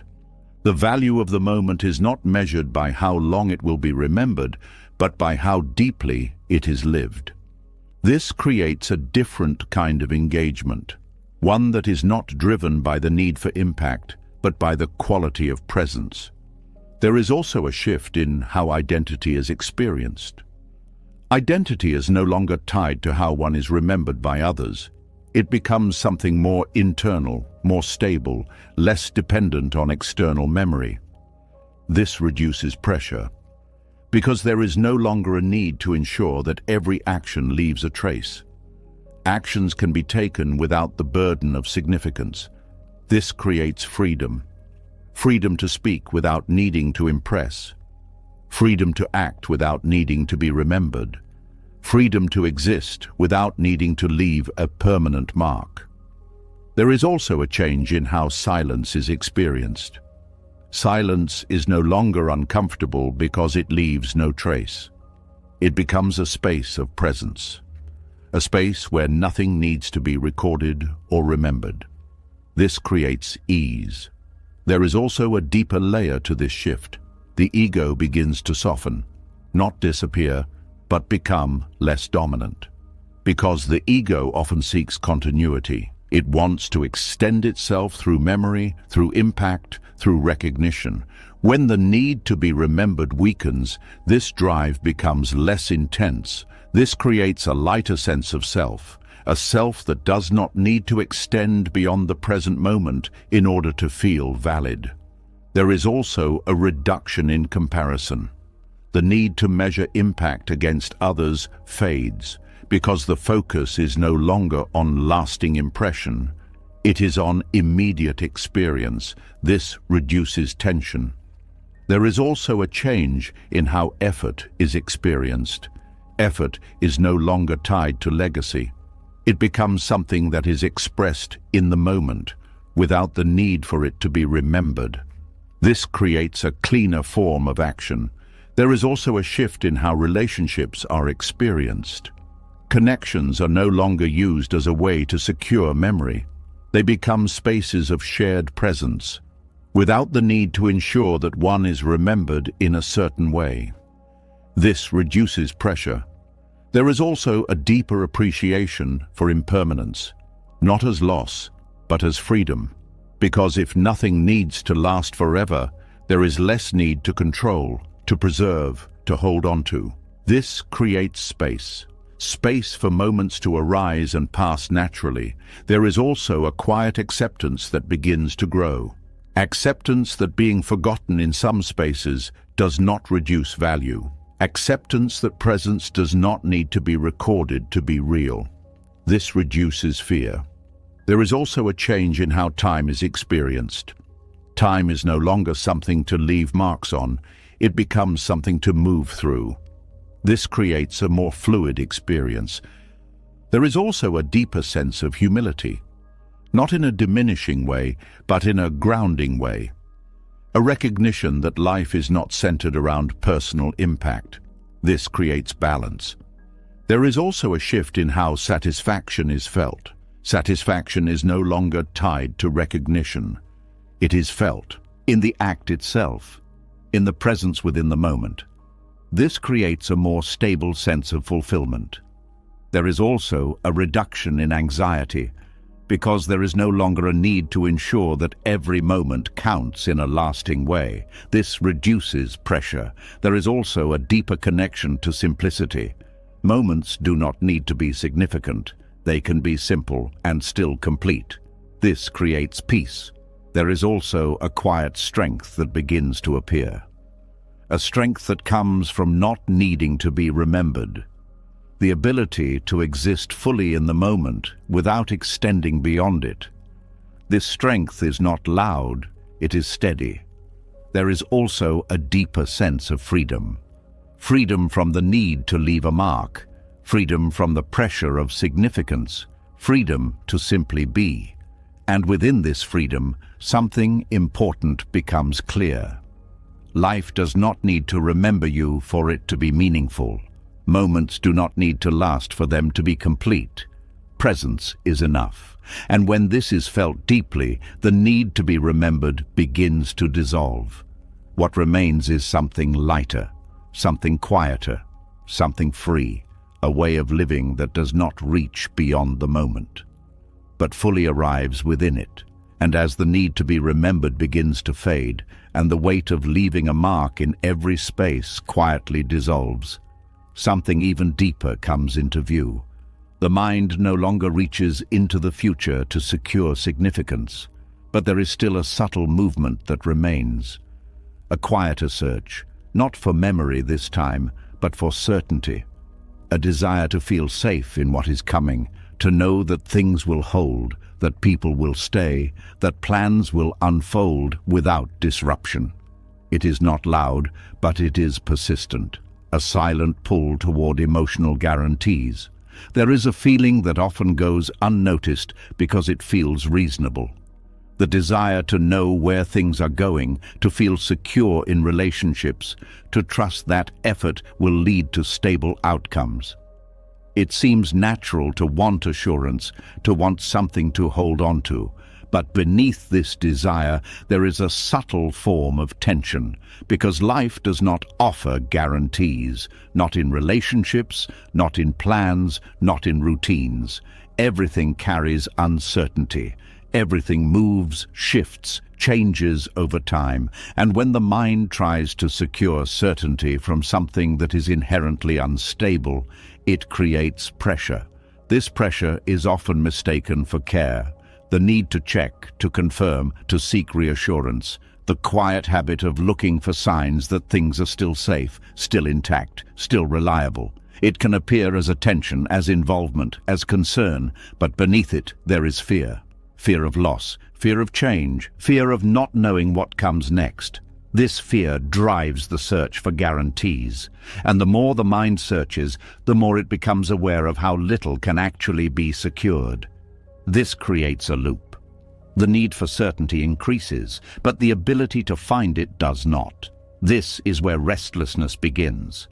Not because life is unstable, but because the mind is trying to force stability where it cannot exist. This creates a constant background tension. There is another way of relating to this. It begins with a quiet acceptance, not of chaos, but of uncertainty. A recognition that not everything can be known in advance. That not every relationship can promise permanence. That not every plan will unfold as expected.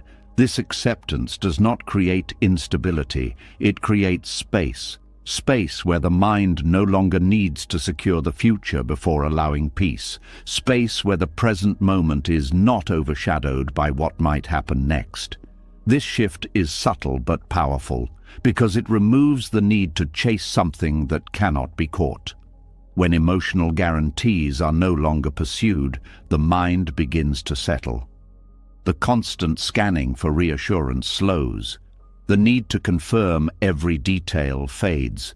This creates calm, not because everything is certain, but because certainty is no longer required for peace.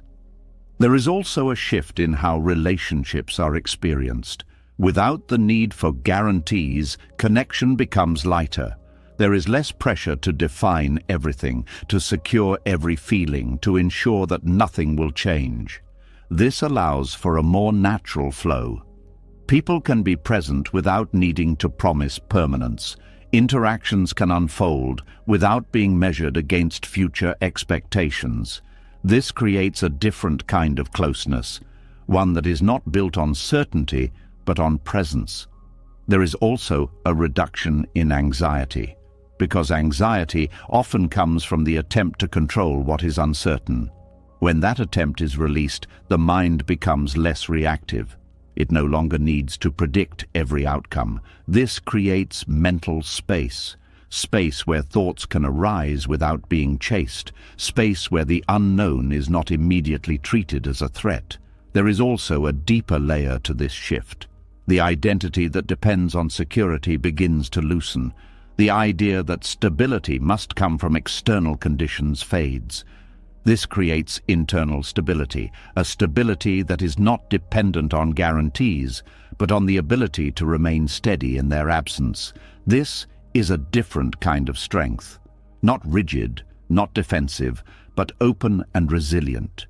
There is also a change in how plans are approached. Plans are still made, but they are held lightly. There is an understanding that they may change, and that this is not a failure. This reduces frustration, because the mind is no longer attached to a fixed outcome. There is also a shift in how time is experienced. The future carries less weight. It is no longer something that must be secured before peace can be felt.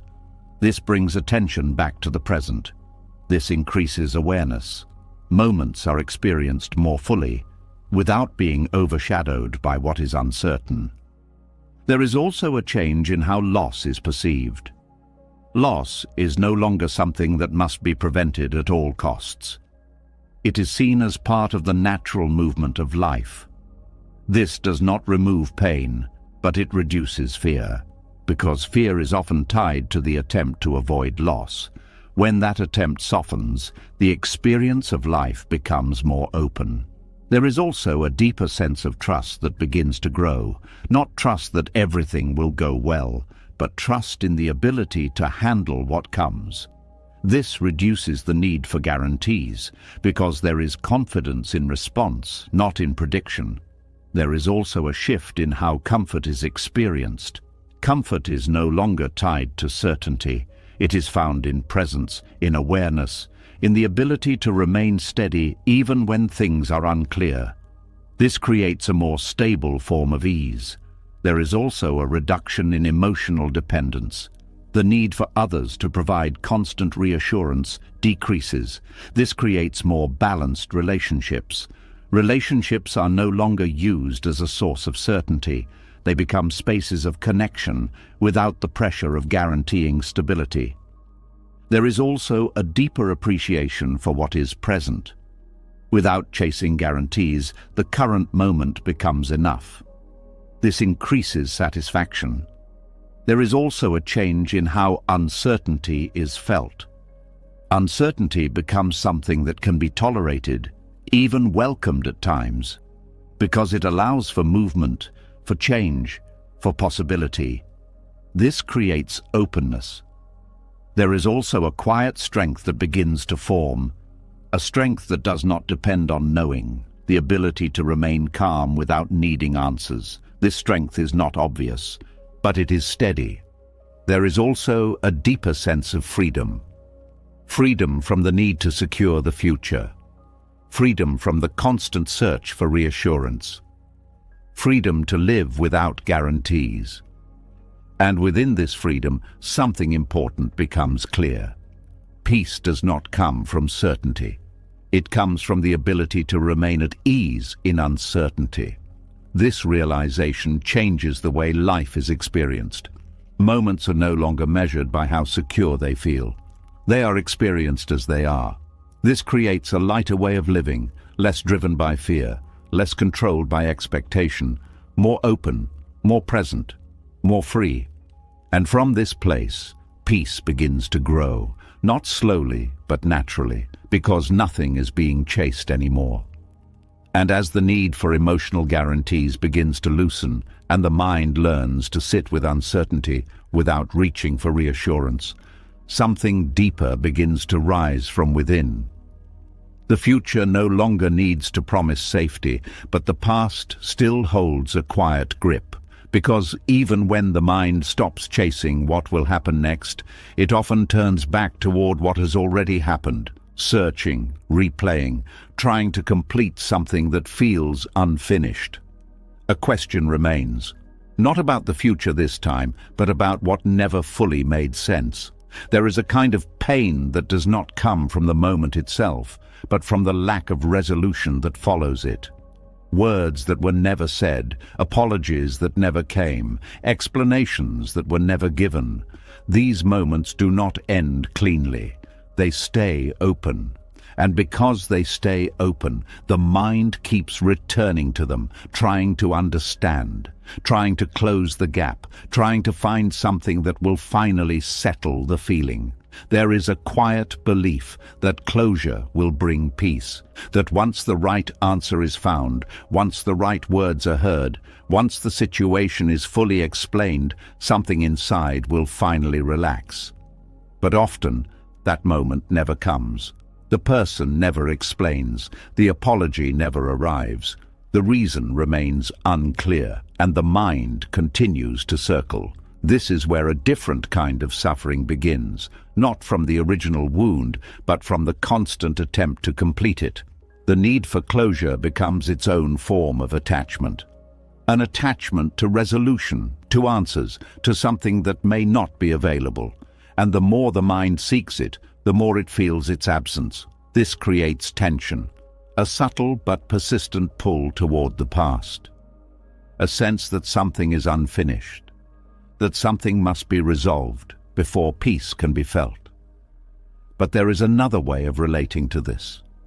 It begins with a quiet shift, a shift from needing closure to allowing incompleteness. Not because the wound no longer matters, but because the expectation of resolution is released. This does not happen instantly. It requires seeing clearly that some things will never be fully explained, that some people will never provide the clarity that is hoped for, that some experiences will remain open-ended. This realization can feel uncomfortable because it removes the possibility of a clean ending. But within that discomfort, something important begins to appear. Freedom. When the need for closure begins to dissolve, the mind no longer needs to return to the same moments repeatedly. The loop begins to weaken, not because the memory disappears, but because the demand for resolution is no longer driving it. This creates space. Space where the wound can exist without being constantly analyzed. Space where the feeling can be acknowledged without needing to be fixed. This changes the way pain is experienced. Pain is no longer tied to a question that must be answered. It becomes something that can be felt directly, without the added pressure of needing to understand it completely. This reduces suffering, because the mind is no longer holding on to the idea that something is missing. There is also a shift in how the past is viewed. The past is no longer something to be corrected. It is something that has already taken its shape. This reduces resistance. There is less argument with what has happened, less need to rewrite it in order to feel at ease. There is also a deeper layer to this shift. The identity that is tied to unresolved pain begins to loosen. The idea that one is defined by what has not been explained starts to fade. This creates space for a different sense of self, one that is not anchored to the need for answers. There is also a change in how forgiveness is experienced. Forgiveness becomes less about receiving something from the other person and more about releasing the need to receive it. This creates independence, because peace is no longer dependent on someone else's action. There is also a reduction in emotional reactivity. When the need for closure is strong, certain memories can trigger intense reactions. Without that need, the intensity begins to soften, not disappear, but become more manageable. There is also a shift in how time is experienced. The past loses some of its hold. Attention returns more easily to the present. This increases presence. There is also a deeper acceptance that begins to grow. Acceptance that not everything will be resolved, that some questions will remain unanswered.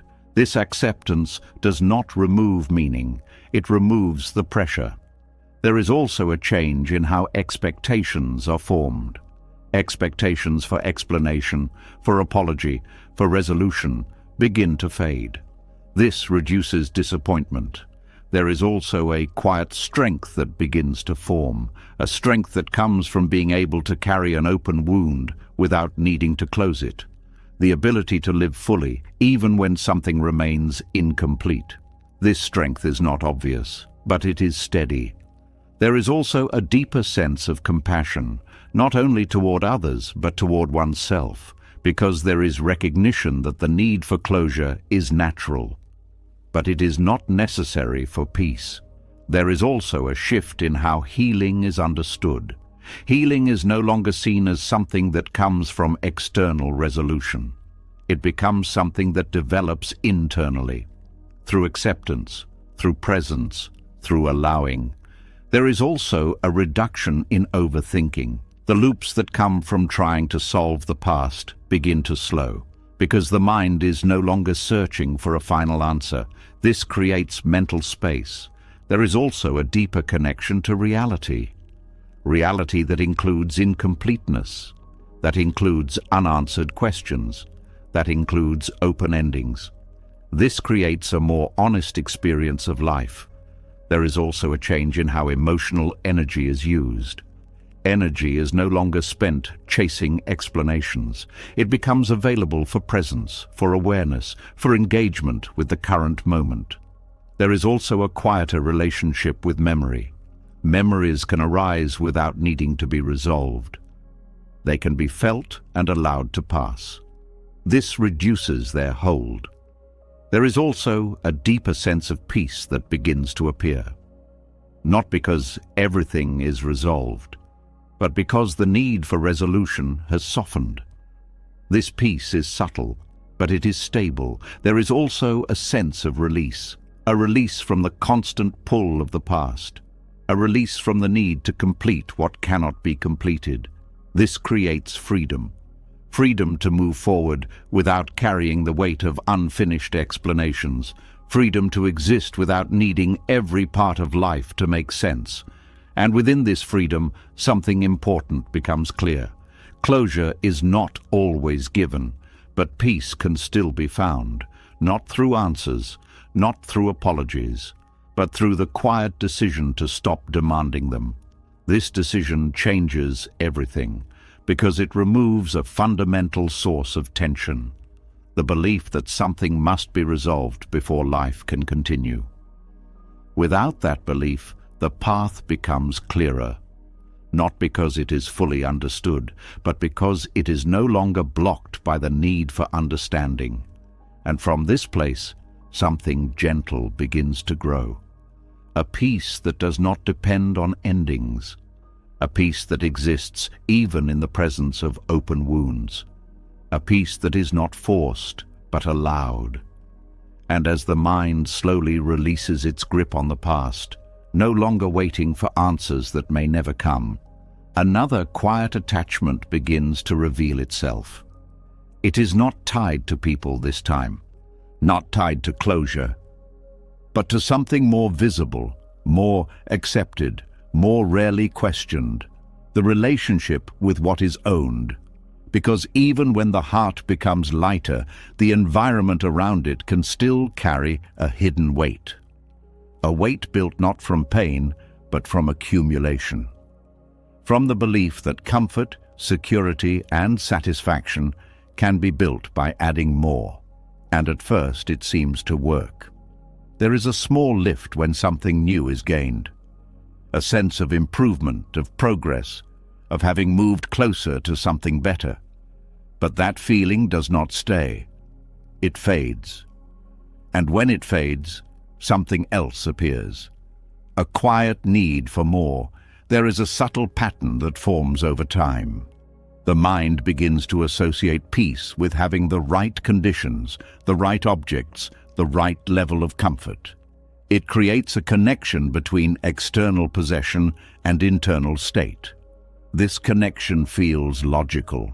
If the environment is improved, the experience should improve. If comfort increases, satisfaction should follow. But this relationship is not stable, because what is gained externally does not settle internally in a lasting way. The mind adapts. What once felt like enough begins to feel normal. What once felt valuable begins to feel expected. And slowly, without noticing, the baseline shifts. More becomes necessary. Not always in large ways, sometimes in small, quiet adjustments. A slightly better version, a slightly more comfortable setting, a slightly higher standard, and each adjustment feels justified. But together, they create a pattern of dependence.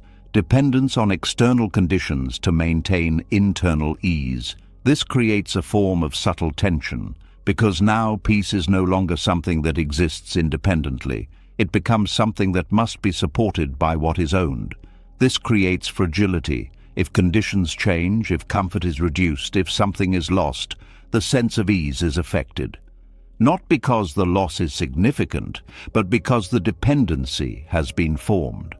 There is another way of relating to this. It begins with seeing clearly how accumulation can crowd the inner space, not physically but mentally. Every possession carries a small weight, a responsibility, an expectation, a connection. Individually they seem light, but together they create density, a sense of being surrounded, filled, occupied. This reduces clarity, because attention is spread across what is owned. There is less space for stillness, less space for quiet, less space for awareness. This is not about rejecting comfort, it is about understanding its limits. Comfort can support life, but it cannot replace inner stability. When this is seen clearly, something begins to shift. The need to accumulate begins to soften, not as a forced discipline, but as a natural response to understanding. Because the mind recognizes that more does not lead to lasting peace, this creates space. Space that is not filled with objects, but with presence.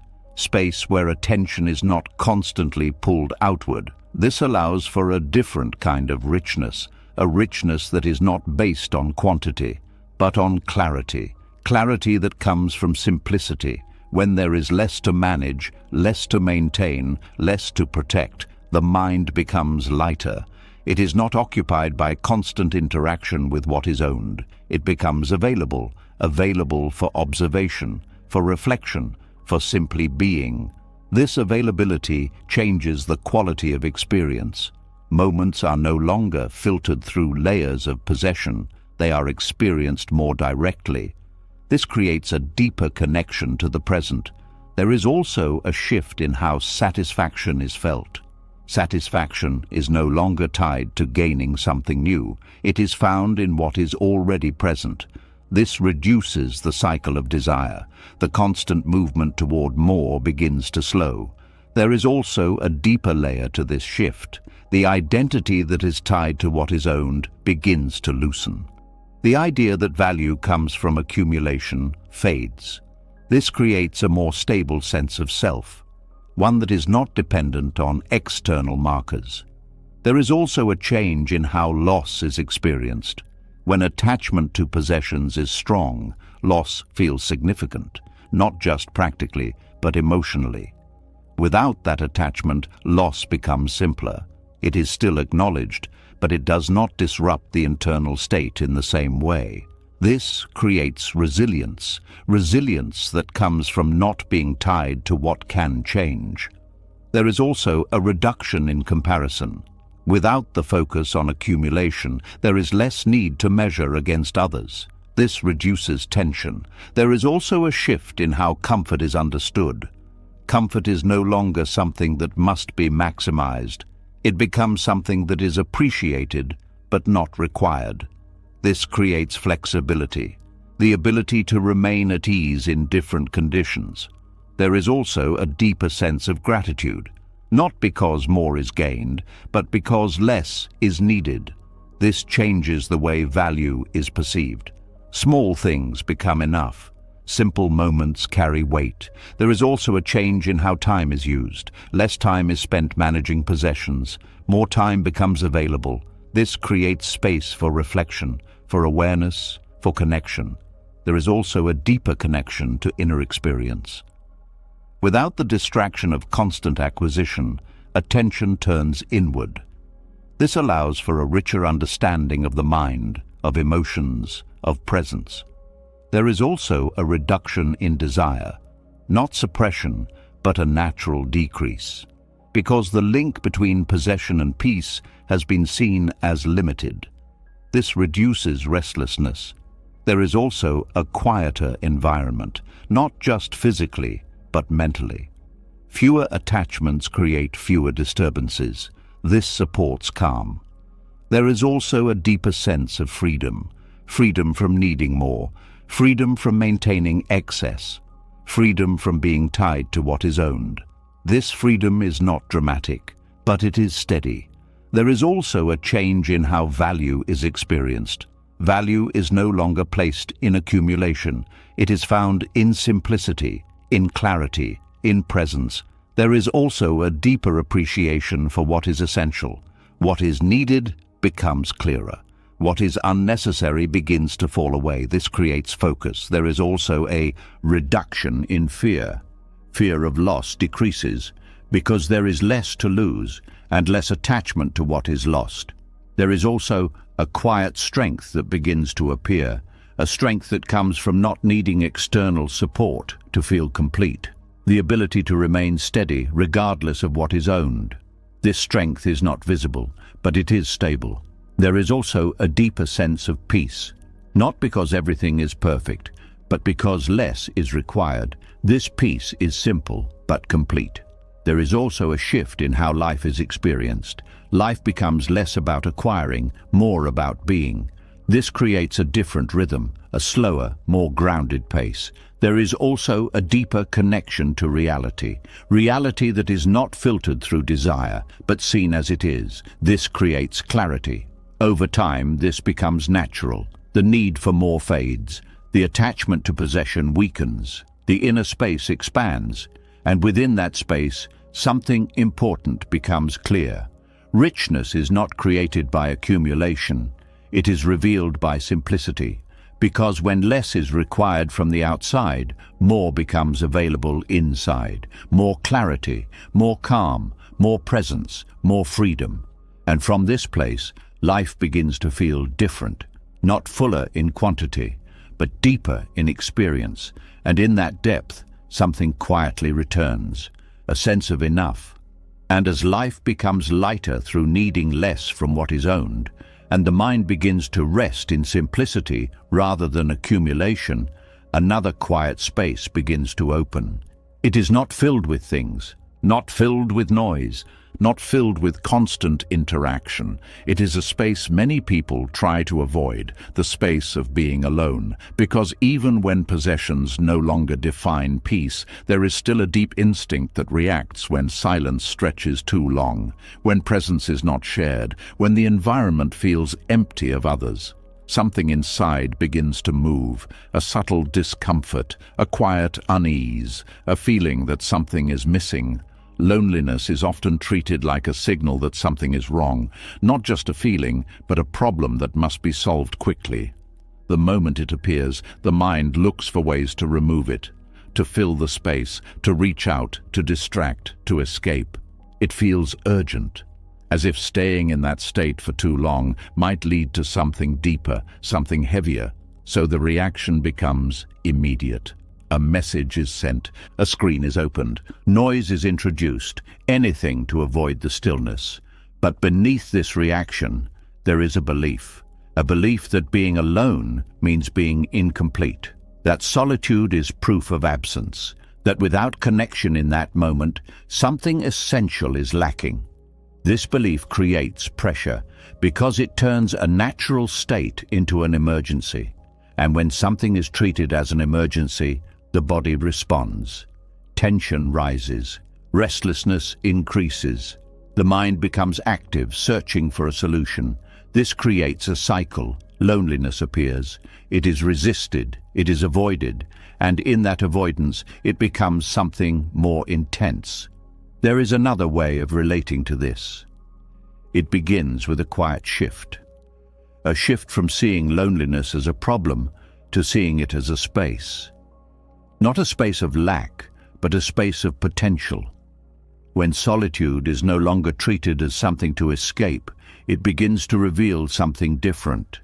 It becomes a place where the mind can settle, a place where attention is not pulled outward, a place where presence can deepen. This shift is not immediate because the habit of avoiding loneliness is strong. But with awareness, something begins to change. The initial discomfort is noticed without reacting. The urge to fill the space is seen without being followed. This creates a pause, and in that pause, something new becomes possible. The feeling is allowed, not pushed away, not solved, just experienced. At first, this may feel unfamiliar, because the mind is used to movement, to distraction, to interaction. But as the moment is allowed to unfold, the intensity begins to change. What once felt urgent begins to soften. What once felt heavy becomes lighter. This is not because the feeling disappears, but because it is no longer resisted. Resistance often amplifies emotion. Without it, the experience becomes simpler. Loneliness becomes just a feeling, not a signal of failure, not a sign of absence. Just a state that arises and passes. This creates space. Space where the mind is not constantly seeking connection to feel complete. Space where the self can exist without external reinforcement. This is where something deeper begins to develop. A sense of wholeness, not built from interaction, but from presence. The ability to sit with oneself without discomfort, to exist without needing constant input, to feel complete even in silence. This is a different kind of strength. Not loud, not visible, but steady. There is also a shift in how connection is experienced.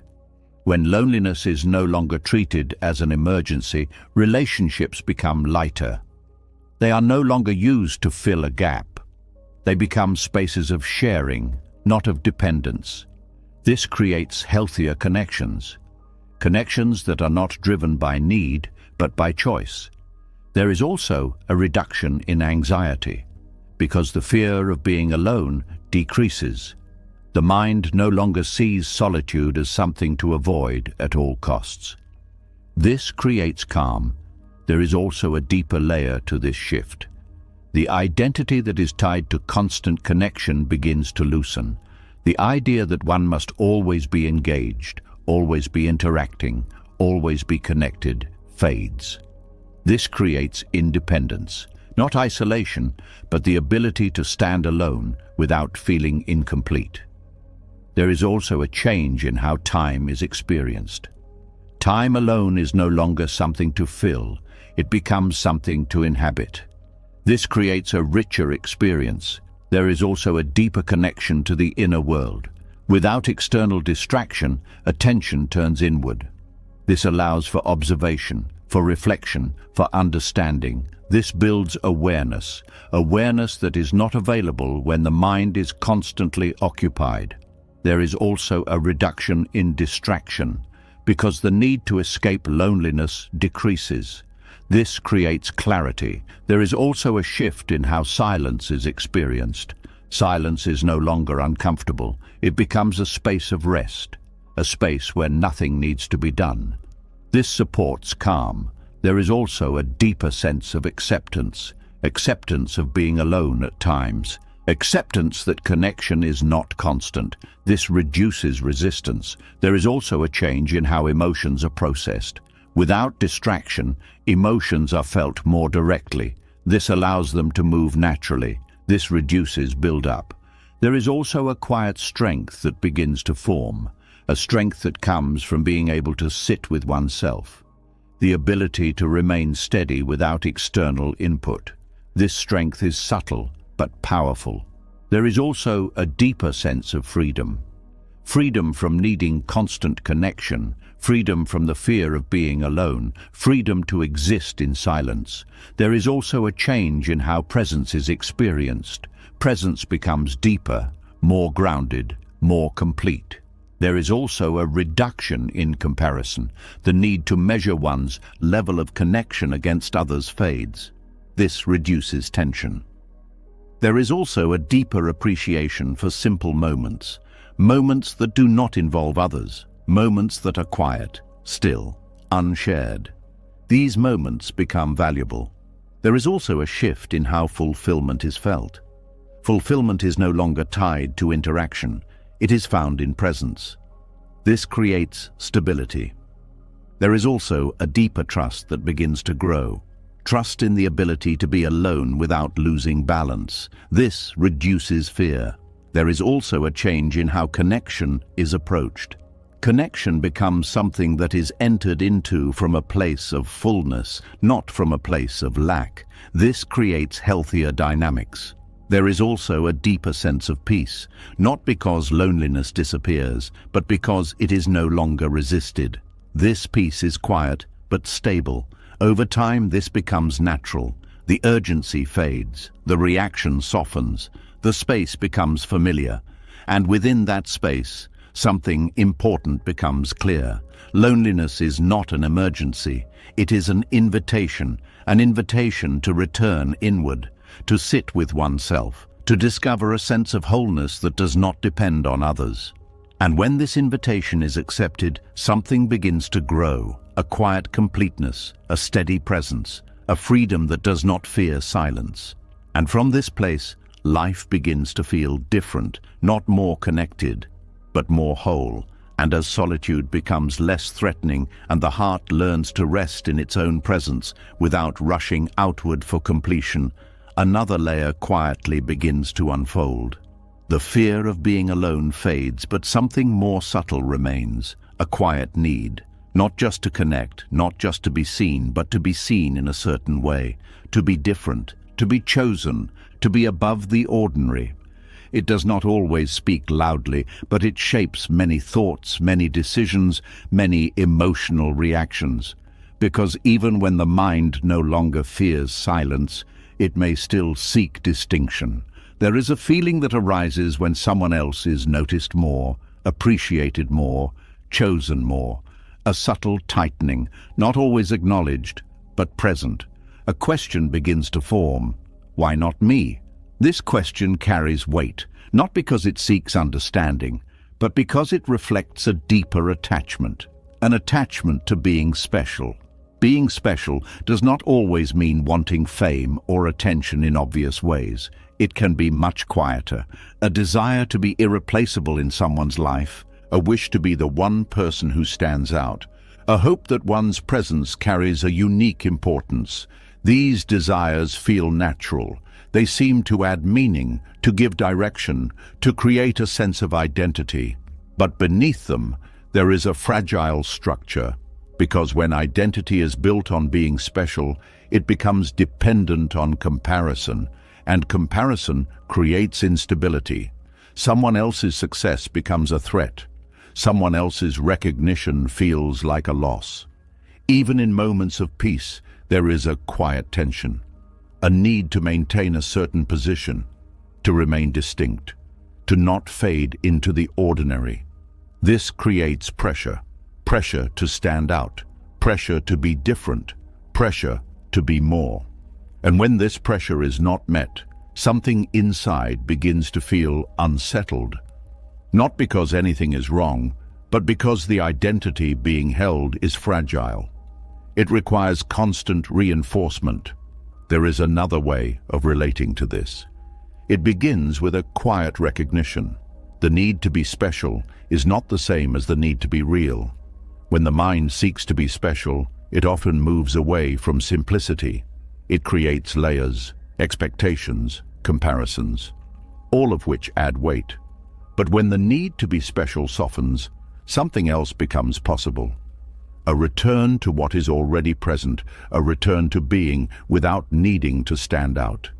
This return is not a loss. It is a release. A release from the constant effort to maintain distinction. This creates ease, because the mind no longer needs to measure itself against others. It no longer needs to secure a unique position. It can simply exist. There is a quiet freedom in this. Freedom from comparison, freedom from competition, freedom from the need to prove something. This does not remove individuality, it removes the attachment to it. There is a difference. Individuality exists naturally. It does not need to be forced. It does not need to be defended. When the need to be special is released, individuality becomes lighter, more authentic, less driven by external validation. There is also a shift in how relationships are experienced. Without the need to be the most important, connection becomes more open. There is less pressure to be chosen above others. Less need to secure a unique place. This creates more balanced interactions. There is also a reduction in jealousy, because jealousy often comes from comparison, from the belief that someone else's value reduces one's own. Without the need to be special, this belief weakens. This creates peace. There is also a deeper layer to this shift. The identity that was built around distinction begins to loosen. The idea that worth depends on being exceptional fades. This creates stability, a stability that is not dependent on external recognition. There is also a change in how success is perceived. Success is no longer about standing out. It becomes about alignment, about living in a way that feels true. This reduces pressure. There is also a shift in how failure is experienced. Failure is no longer seen as a loss of status. It becomes an event, something that happens, not something that defines. This creates resilience. There is also a deeper sense of belonging, not because one is special, but because one is part of something larger. This creates connection. There is also a reduction in performance. The need to appear a certain way fades. This creates authenticity. There is also a change in how attention is experienced. Attention is no longer something to seek constantly. It becomes something that can be received without attachment. This creates balance. There is also a deeper appreciation for the ordinary. Moments that are simple, quiet, unremarkable. These moments become enough. This creates contentment. There is also a shift in how identity is experienced. Identity becomes less fixed, less tied to labels, more fluid. This creates openness. There is also a reduction in fear. Fear of being overlooked, fear of not being chosen. These fears weaken. There is also a deeper sense of peace, not because one is recognized, but because recognition is no longer required. This peace is steady. There is also a quiet strength that begins to form, a strength that comes from not needing to stand out, the ability to exist without comparison. This strength is subtle but stable. There is also a deeper connection to reality, reality that includes both uniqueness and sameness. This creates balance. There is also a shift in how value is perceived. Value is no longer placed in distinction. It is found in presence. This creates clarity. There is also a reduction in tension. Because the mind is no longer trying to maintain a position, this creates ease. There is also a deeper sense of freedom. Freedom from needing to be special. Freedom to be ordinary. freedom to exist without comparison. And within this freedom, something important becomes clear. Peace is not found in being above others. It is found in no longer needing to be.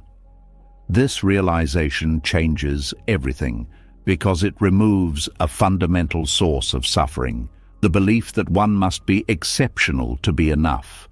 Without that belief, life becomes simpler, more grounded, more real, and in that simplicity, something quietly returns, a sense of ease, a sense of presence, a sense of enough. Not because one is special, but because nothing more is needed. And as the need to be special begins to fade, and life no longer has to prove your importance through distinction, something else quietly begins to soften. The pressure to stand out is gone, but another expectation still lingers. The expectation of how happiness should feel. Because even when the mind stops comparing, it can still demand that joy arrives in a certain way. Not small, not quiet, not ordinary, but strong, exciting, noticeable. Something that feels like a clear signal. Something that confirms that life is good. There is a subtle disappointment that appears when moments are calm instead of thrilling, when happiness does not come with intensity, when it does not stand out clearly against everything else. The mind begins to question it. Is this really it? Shouldn't it feel bigger? Shouldn't it be more? This questioning creates distance from what is already present, because the mind is looking for something more vivid, something more defined, something that matches its idea of what joy should look like. And in doing so, it overlooks what is already there. There is a quiet kind of joy that does not announce itself. It does not arrive with excitement. It does not demand attention. It is simple. It exists in ordinary moments, in a calm breath, in a steady rhythm, in the absence of disturbance. But this kind of joy is often ignored, not because it is not enough, but because it does not match expectation. The mind is conditioned to look for peaks, for highs, for moments that stand out. And when those moments are not present, it assumes something is missing. This creates a subtle dissatisfaction, a feeling that life is not quite right, not because it is lacking, but because it is not intense enough. There is another way of relating to this. It begins with allowing joy to be small, not lowering standards, not settling, but recognizing that contentment does not need to be loud to be real. When this is understood, something begins to shift. The need for intensity softens. The expectation of constant excitement fades. This creates space. Space where quiet moments can be felt more fully. Space where simple experiences are no longer overlooked. This changes the way happiness is experienced. Happiness becomes less about peaks and more about steadiness. Less about intensity and more about presence. This creates a more stable form of joy. Because it is not dependent on rare moments, it is available in ordinary ones. There is also a shift in how the mind responds to calmness. Calmness is no longer seen as emptiness. It becomes something valuable, something to rest in. This reduces restlessness. There is also a deeper layer to this shift. The identity that is tied to excitement begins to loosen. The idea that life must feel intense to be meaningful fades. This creates balance, a balance between movement and stillness. There is also a change in how time is experienced.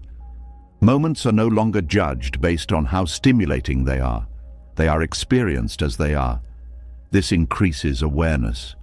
There is also a reduction in craving for more excitement, more stimulation, more intensity. This reduces tension. There is also a shift in how satisfaction is felt.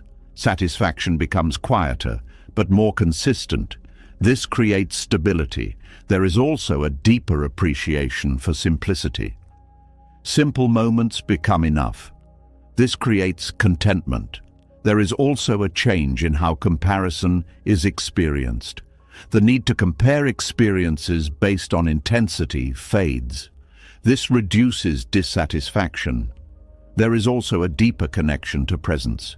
Without the need for strong emotion, attention settles. This creates clarity. There is also a reduction in emotional swings. Highs and lows become less extreme. This creates balance. There is also a quiet strength that begins to form, a strength that comes from being able to rest in calmness, the ability to feel at ease without needing stimulation. This strength is subtle, but steady. There is also a deeper sense of peace, not because everything is exciting, but because nothing needs to be. This peace is quiet, but real. There is also a shift in how joy is recognized. Joy is no longer something to chase, it becomes something to notice. This changes the direction of attention, from seeking to observing. There is also a deeper sense of gratitude, not for big moments, but for small ones. This increases satisfaction. There is also a reduction in expectation. Expectation that happiness must look a certain way. This reduces pressure. There is also a change in how life is experienced. Life becomes less about reaching highs, more about being present. This creates ease. There is also a deeper connection to reality. Reality that includes both calm and excitement. This creates balance. There is also a shift in how fulfillment is felt. Fulfillment becomes steady, not dependent on intensity. This creates stability. There is also a reduction in restlessness. The need for constant stimulation fades. This creates calm. There is also a deeper sense of freedom. Freedom from needing happiness to be loud. Freedom to feel content in quiet moments. Freedom to exist without chasing peaks. And within this freedom, something important becomes clear. Joy does not need to be intense to be real. It does not need to stand out to be enough. It can be small, plain, unannounced, and still complete. This realization changes everything, because it allows life to be lived without constant expectation, without constant searching, without constant comparison. And in that space, something gently appears. A quiet contentment, a steady ease, a simple joy that does not need to prove itself. And from this place, life begins to feel different, not more exciting, but more peaceful. And in that peace, something quietly settles. A sense of enough, exactly as it is. And as joy becomes quieter, no longer needing to be intense or dramatic to feel real, something else begins to loosen. The mind stops chasing emotional highs, but it can still be leaning forward, still reaching, not toward intensity this time, but toward something else, tomorrow. There is a subtle habit that continues even when life feels calm, a quiet movement of attention that keeps drifting ahead, placing hope, meaning and relief somewhere in the future. Not here, not now, but later. There is a feeling that peace is almost within reach, just not yet. That something will settle once a certain point is reached. Once something changes, once something is achieved, once a certain condition is met. This creates a quiet delay, a delay in living, a delay in feeling complete. Because the present moment is no longer enough on its own. It becomes something to pass through, something to manage, something to endure until something better arrives. This is not always obvious. It can look like ambition, like planning, like hope. But beneath it, there is often a deeper pattern, a belief that the future holds what the present cannot provide. This belief creates distance from the moment that is already here, and in that distance, something begins to fade, the sense of presence, the ability to fully experience what is happening now. Because attention is always partially elsewhere, always leaning forward. This creates a subtle dissatisfaction, not because the present is lacking, but because it is being compared to what has not yet arrived. There is another way of relating to this. It begins with a quiet shift. A shift from placing everything in the future to allowing the present to carry its own weight. Not rejecting ambition, not abandoning goals, but releasing the idea that fulfillment depends on reaching them. When this shift begins, something changes. The future loses some of its grip. It is still there, still part of life, but it is no longer carrying the entire burden of hope. This creates space. Space where the present moment can be felt more fully. Space where life is not constantly postponed. There is a subtle form of postponement that happens when the mind is always focused on what comes next. The current moment becomes secondary, something to move through rather than something to live in. This reduces the richness of experience because the present is where life actually happens, not in the future, not in what is imagined, but in what is directly here. When attention returns to this, something begins to deepen. Simple moments become more vivid, more complete, because they are no longer overshadowed by what is expected later. There is also a shift in how ambition is experienced. Ambition becomes lighter. It is no longer driven by the need to escape the present. It becomes something that exists alongside presence. This creates balance. There is also a reduction in anxiety, because anxiety often comes from trying to control what has not yet happened. When the future is no longer the source of security, the need to manage it decreases. This creates calm. There is also a deeper layer to this shift. The identity that is tied to future achievement begins to loosen. The idea that worth depends on what will be accomplished fades. This creates stability, a stability that is not dependent on reaching a certain point. There is also a change in how time is experienced. Time feels less rushed, less pressured, because there is no longer a need to get somewhere in order to feel complete. This creates ease. There is also a shift in how hope is understood. Hope is no longer something that pulls attention away from the present. It becomes something that exists gently, without creating tension. This creates openness. There is also a reduction in dissatisfaction, because dissatisfaction often comes from comparing the present to the future. Without that comparison, the present becomes enough. This increases contentment. There is also a deeper connection to reality that exists now. Not in projection, not in imagination, but in direct experience. This creates clarity. There is also a change in how decisions are made. Decisions are no longer driven solely by future outcomes. They are guided by what feels aligned in the present. This creates authenticity. There is also a deeper sense of trust. Trust that life does not need to be fully planned to be lived well. This reduces pressure. There is also a shift in how waiting is experienced. Waiting is no longer empty. It becomes part of life. This reduces restlessness. There is also a reduction in overthinking, because the mind is not constantly projecting forward. This creates mental space. There is also a deeper appreciation for small moments, moments that would otherwise be overlooked. This increases satisfaction. There is also a change in how fulfillment is felt. Fulfillment is no longer delayed. It is found in the present. This creates stability. There is also a deeper sense of freedom. Freedom from needing the future to be different in order to feel at ease. Freedom to exist now. This freedom is quiet, but powerful. There is also a shift in how effort is experienced. Effort becomes something that is given in the present, not something that is only valuable if it leads to a future result. This creates meaning. There is also a deeper sense of peace, not because everything is resolved, but because nothing is being postponed. This peace is steady. There is also a reduction in fear. Fear of what might happen decreases, because attention is not focused there. This creates calm. There is also a deeper connection to presence that is not interrupted by constant projection. This creates awareness. There is also a shift in how life is experienced.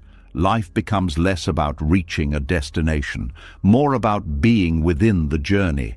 This creates richness. There is also a deeper sense of enough. enough in this moment, without needing something more. This creates contentment. Over time, this becomes natural.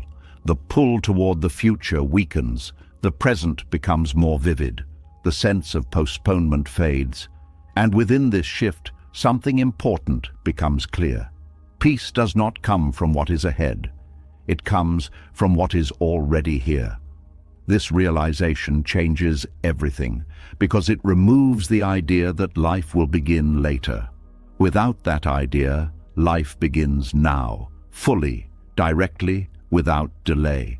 And in that beginning, something quietly returns, a sense of presence, a sense of completeness, a sense of being here, not waiting, not reaching, but living exactly where you are.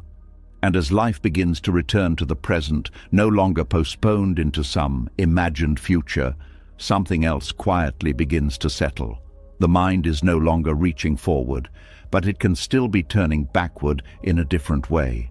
Not searching for meaning this time, not waiting for closure, but searching for something else, an explanation. There is a particular kind of pain that does not stay in the moment it was created. It lingers, not because of what happened, but because of what was never clarified. A word spoken without care, a distance that appeared without warning, a change that was never explained. And after the moment passes, something inside keeps asking, why did this happen? What did I do? What were they thinking?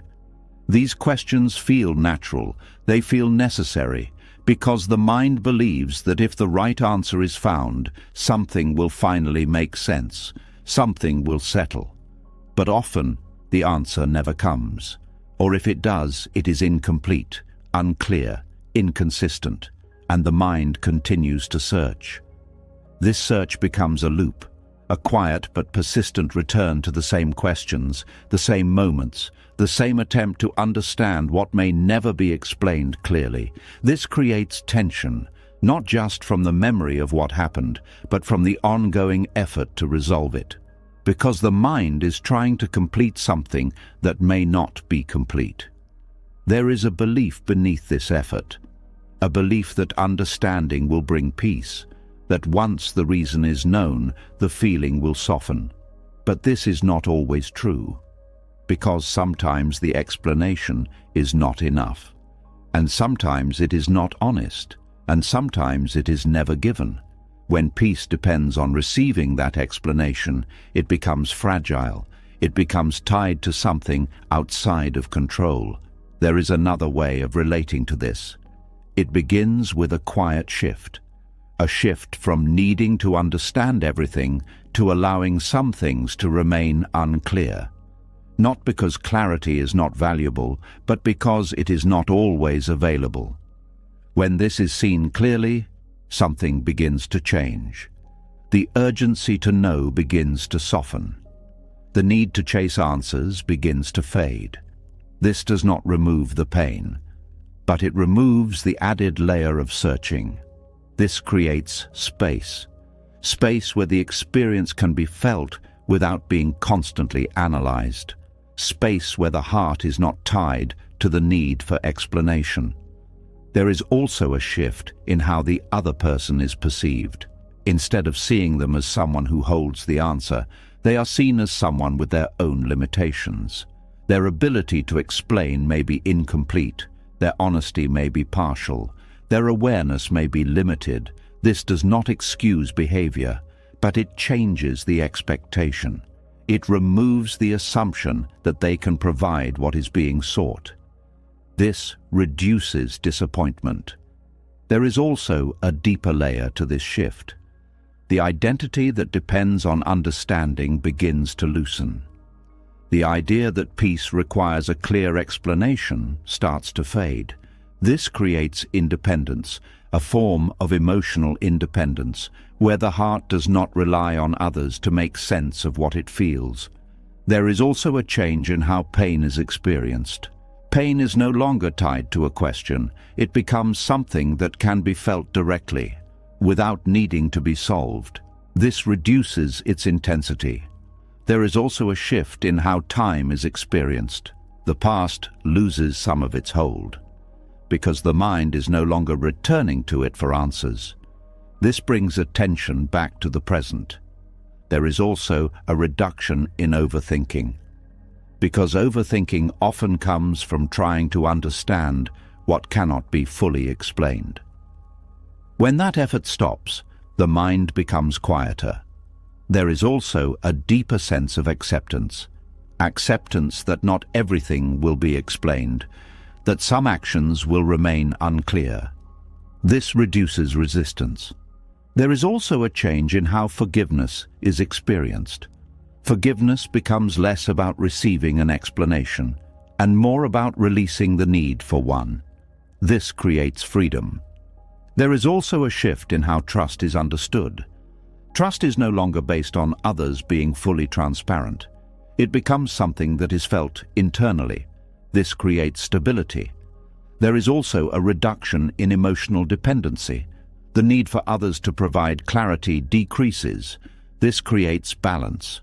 There is also a deeper sense of clarity that comes from within, not from explanation, but from awareness, from observing the experience directly.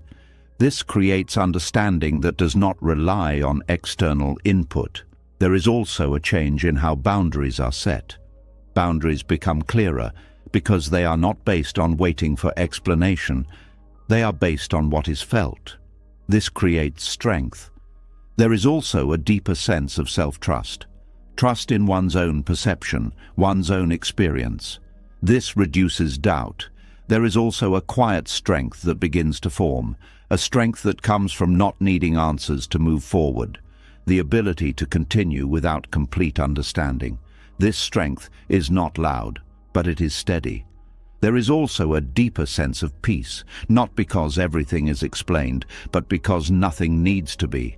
This peace is subtle, but real. There is also a shift in how relationships are experienced. Relationships are no longer used to provide constant clarity. They become spaces of interaction without the pressure of explanation. This creates ease. There is also a deeper connection to reality. Reality that includes uncertainty. That includes incomplete understanding. This creates balance. There is also a reduction in frustration, because frustration often comes from unmet expectations. When the expectation for explanation is released, frustration decreases. There is also a deeper sense of freedom. Freedom from needing to know everything. Freedom from chasing answers. Freedom to move forward without complete clarity. And within this freedom, something important becomes clear. Peace does not come from understanding every action. It comes from not needing to. This realization changes everything because it removes a hidden source of tension, the belief that explanation is required for healing. Without that belief, the heart becomes lighter, not because the past is different, but because the need to explain it has softened. And from this place, something quietly returns, a sense of calm, a sense of clarity, a sense of being able to move forward without needing every piece to fit, without needing every question to be answered, just allowing what is and continuing. And as the heart begins to release the need for explanations, no longer chasing answers from those who may never offer them, something else quietly begins to settle. The mind is no longer circling the past in search of clarity, and in that stillness, another layer becomes visible. Not a wound this time, not a question, but a kind of noise, a constant, subtle noise that fills the inner space. It comes from many places at once, from thoughts that do not stop, from emotions that are held too tightly, from desires that keep multiplying, from distractions that never seem to end. And because this noise is always present, it begins to feel normal. But beneath it, there is a quiet exhaustion. There is a feeling of being full, but not satisfied. Busy, but not at peace. Surrounded, but not settled. This is where something important begins to reveal itself. The weight is not coming from lack. It is coming from excess. There is a belief that more creates a better life. More options, more stimulation, more engagement, more input. And at first, it feels like richness. But over time, it becomes overwhelming because every addition brings attention with it. Every new thought, every new desire, every new attachment takes a small portion of awareness. And slowly, awareness becomes scattered. There is less space, less stillness, less clarity. This creates inner noise, not loud but constant, a background activity that never fully stops. It makes it difficult to rest, not physically, but mentally, because even in silence, the mind is moving. There is another way of relating to this. It begins with reducing, not as a loss, but as a return to what is essential. When excess begins to fall away, something changes. The noise begins to soften, not disappear instantly, but lose its intensity, because there is less to carry, less to process, less to hold on to. This creates space that is not filled with more input, but left open. And in that openness, something begins to appear. Awareness that was always present, but covered by constant activity, covered by accumulation, covered by the need for more. When simplicity begins to enter, awareness becomes clearer, more direct, more stable. This creates a different kind of experience, one that is not driven by constant stimulation, but by presence. There is also a shift in how thoughts are experienced. Without excess input, thoughts slow down. They become less chaotic, more organized.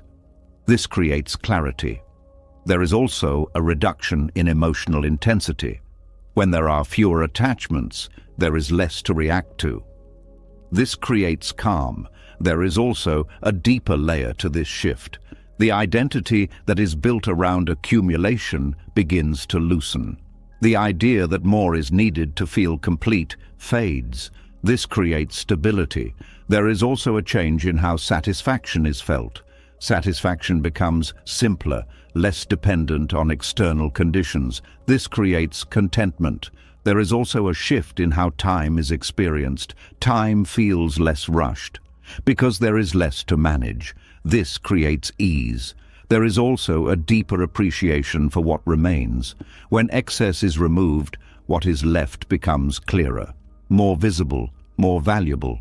This increases gratitude. There is also a reduction in distraction, because there is less pulling attention in different directions. This creates focus. There is also a deeper connection to the present. Without constant input, attention settles. This creates awareness. There is also a change in how decisions are made. Decisions become simpler, because there are fewer variables. This creates clarity. There is also a reduction in stress, because there is less to maintain, less to control. This creates calm. There is also a deeper sense of freedom. Freedom from needing more. Freedom from managing excess. Freedom to exist without constant input. This freedom is quiet, but powerful. There is also a shift in how life is experienced. Life becomes less crowded, more open, more spacious. This creates peace. There is also a deeper sense of balance between activity and stillness, between engagement and rest. This creates stability. There is also a change in how value is perceived. Value is no longer placed in quantity. It is found in quality. This creates depth. There is also a reduction in comparison, because the focus is no longer on having more. This reduces tension. There is also a deeper sense of presence that is not interrupted by constant noise. This creates awareness. There is also a shift in how fulfillment is felt. Fulfillment becomes quieter, but more consistent. This creates stability. There is also a reduction in restlessness, because the need for more fades. This creates calm. There is also a deeper connection to simplicity. Simplicity is no longer seen as lack. It becomes something valuable, something supportive, something freeing. This creates a new perspective. There is also a quiet strength that begins to form. a strength that comes from needing less, the ability to remain at ease with what is present. This strength is subtle, but steady. There is also a deeper sense of peace, not because everything is reduced, but because nothing unnecessary is carried. This peace is real. There is also a shift in how the mind operates. The constant activity slows, the noise decreases. This creates clarity. Over time, this becomes natural. The desire for excess fades. The need for constant input weakens. The space remains. And within that space, something important becomes clear. Simplicity is not deprivation. It is the removal of what was never needed. It is the end of inner noise. And when that noise fades, something else becomes possible. A quiet awareness, a steady presence, a sense of being at ease, not because more has been gained, but because less is required. And in that reduction, something quietly returns. Clarity, calm, and a life that feels lighter from within. And as the noise within begins to fade, as simplicity creates space where there was once constant movement, something quieter begins to come into view. The mind is no longer crowded. The pace has slowed. The need for more has softened. And yet, there is still a subtle pull that remains, not toward things, not toward the future, not toward explanations, but toward something more delicate, the need to be seen, not always in obvious ways, not through attention or praise, but in moments of pain, in moments of hurt, in moments where something inside feels heavy and unspoken. There is a quiet expectation that someone should notice, that someone should understand without being told, that someone should recognize the weight being carried. This expectation is rarely spoken out loud. It appears in silence, in subtle signals, in small expressions that hope to be noticed. And when that recognition does not come, something tightens. Not just the original pain, but something added to it. A feeling of being unseen. A feeling that the experience is not fully acknowledged. This creates a second layer of suffering. The first layer is the wound itself. The second layer is the need for it to be seen. And often, the second layer becomes heavier than the first. Because it keeps the attention outward, waiting, hoping, looking for signs that someone understands. This waiting can be quiet, but it carries weight. Because the heart is no longer simply feeling, it is asking for recognition, asking for validation, asking for someone else to confirm what is already being experienced. There is another way of relating to this. It begins with a gentle shift, a shift from asking to be seen to allowing oneself to see inwardly, not rejecting connection, not denying the value of being understood, but releasing the expectation that every wound must be witnessed by others in order to heal. When this shift begins, something changes. The attention turns inward. The need to signal pain decreases. The urge to express it in a way that demands recognition softens. This does not mean suppressing emotion. It means holding it differently. Instead of projecting outward, the experience is allowed to exist within. This creates a different kind of space, a space where the wound is not performed, not explained, not shaped for others to understand. It is simply felt. And in that direct feeling, something begins to soften, because the energy that was previously used to seek recognition is now available for presence. Presence with the feeling itself. There is also a shift in how pain is experienced. Pain is no longer tied to the response of others. It becomes something that can move on its own, without needing to be confirmed. This reduces its weight. There is also a deeper layer to this shift. The identity that is built around being seen in suffering begins to loosen. The idea that one must be recognized in order to feel valid fades. This creates independence, a form of emotional independence, where the heart does not rely on external acknowledgement to process its experience. There is also a change in how relationships are experienced. Without the need to be seen in every pain, interactions become lighter. There is less pressure on others to respond perfectly, less expectation for them to understand everything. This creates ease. There is also a reduction in disappointment, because disappointment often comes from unmet expectations. When the expectation to be seen is released, disappointment decreases. There is also a deeper sense of self-compassion that begins to grow. Instead of waiting for others to recognize pain, there is a willingness to acknowledge it internally. This creates warmth, a quiet kindness toward oneself. There is also a shift in how expression is approached. Expression becomes more authentic, not driven by the need for recognition, but by the desire to share when it feels natural. This creates honesty. There is also a deeper connection to the inner world. Without constant outward attention, awareness turns inward. This allows for deeper understanding. There is also a reduction in emotional dependency. The need for others to validate feelings decreases. This creates stability. There is also a change in how silence is experienced. Silence is no longer filled with the expectation of being noticed. It becomes a space where feelings can exist without pressure. This creates calm. There is also a deeper sense of acceptance. Acceptance that not every experience will be seen by others. This reduces resistance. There is also a shift in how healing is understood. Healing is no longer something that depends on external response. It becomes something that develops internally, through presence, through awareness, through compassion. There is also a reduction in comparison. The need to measure one's pain against others' recognition fades. This reduces tension. There is also a deeper appreciation for quiet moments, moments where nothing is shared, nothing is explained, nothing is seen externally. These moments become valuable. There is also a shift in how attention is used.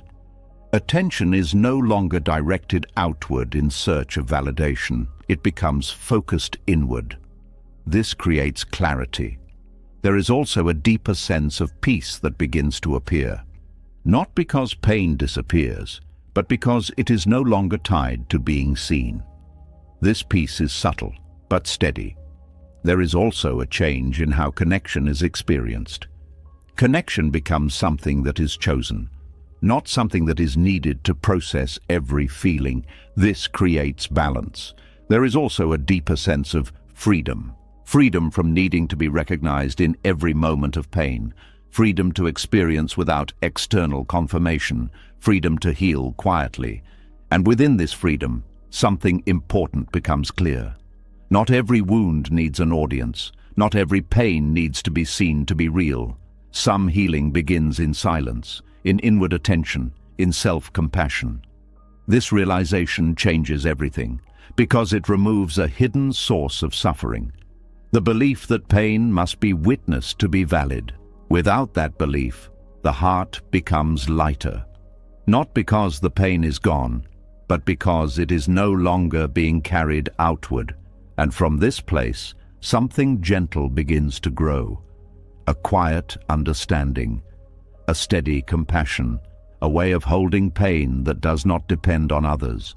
And in that way, something quietly settles, a peace that does not need to be seen, a peace that simply exists.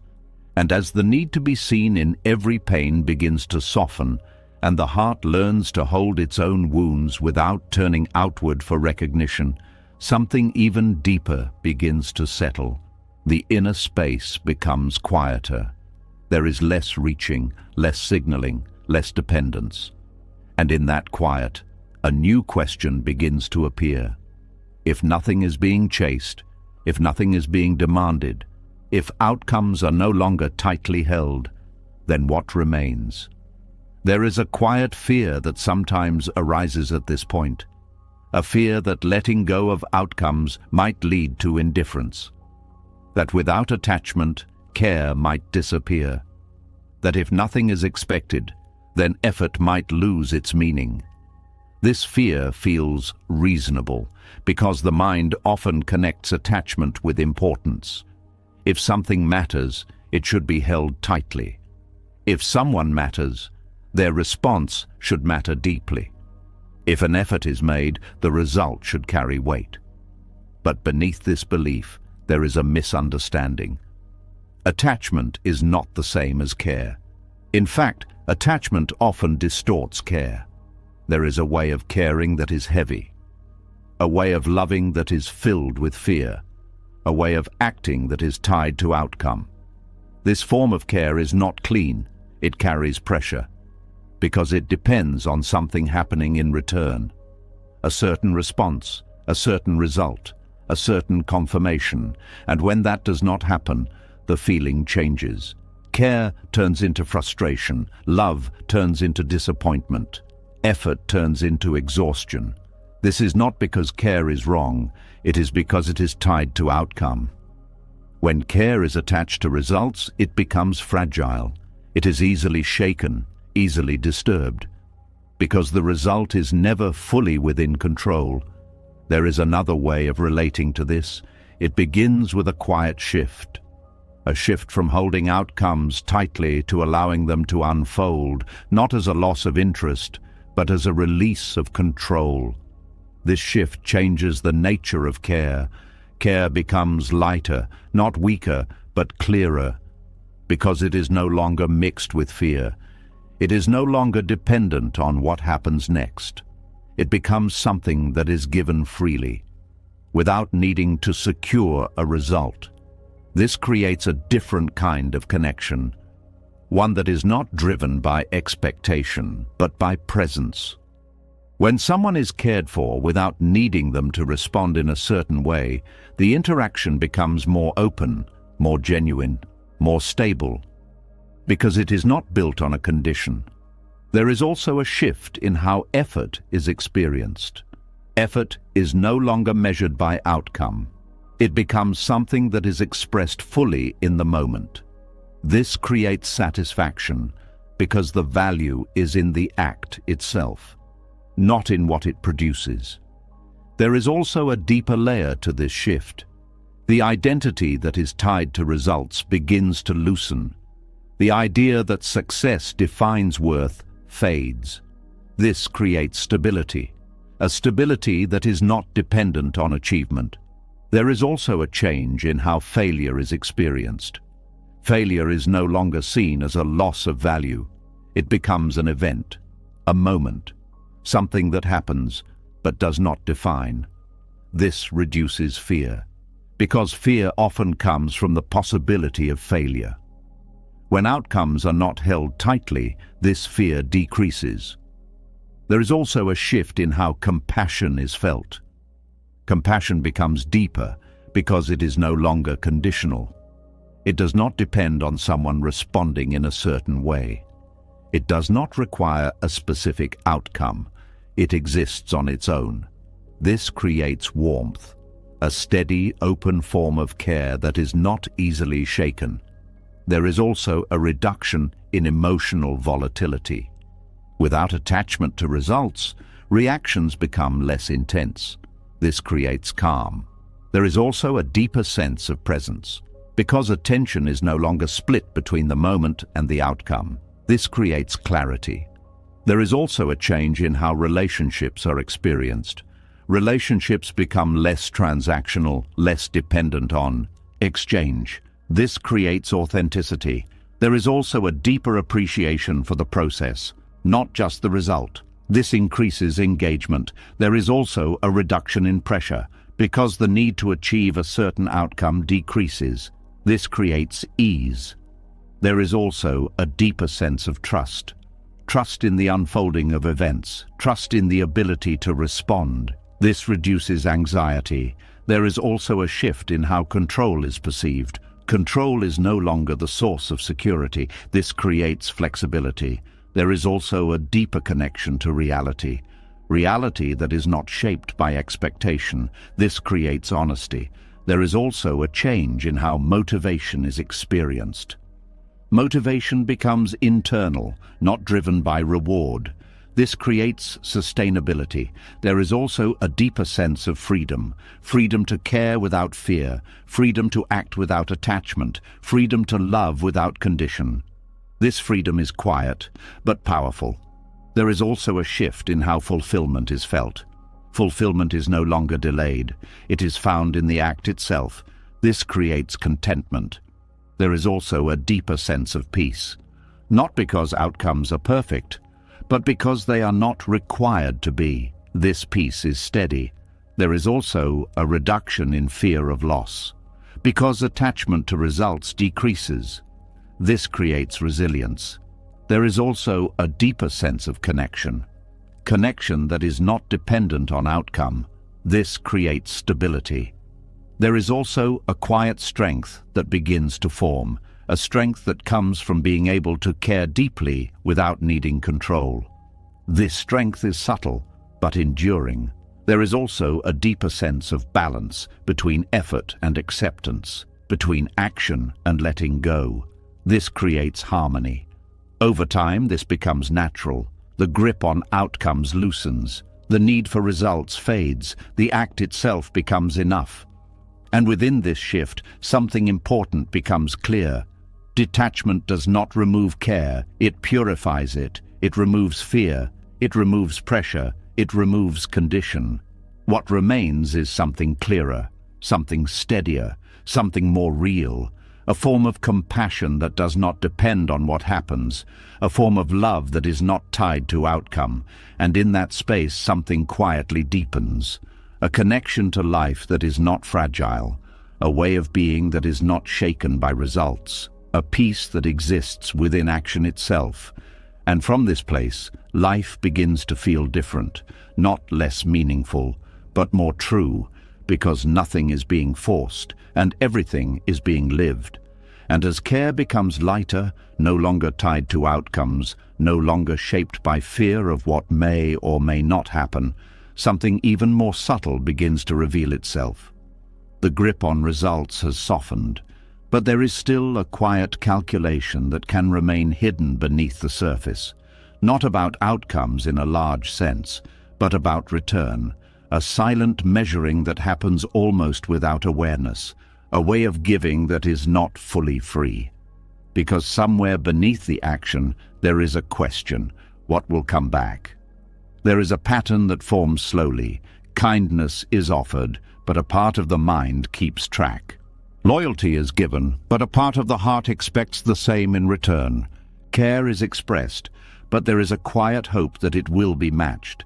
This is not always obvious. It can feel natural, even fair. Because giving and receiving seem connected, balanced, mutual. But when every act of giving carries an expectation of return, something begins to change.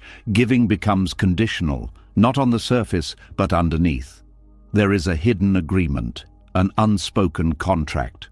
And when that contract is not fulfilled, something shifts. The same kindness that felt warm now feels heavy.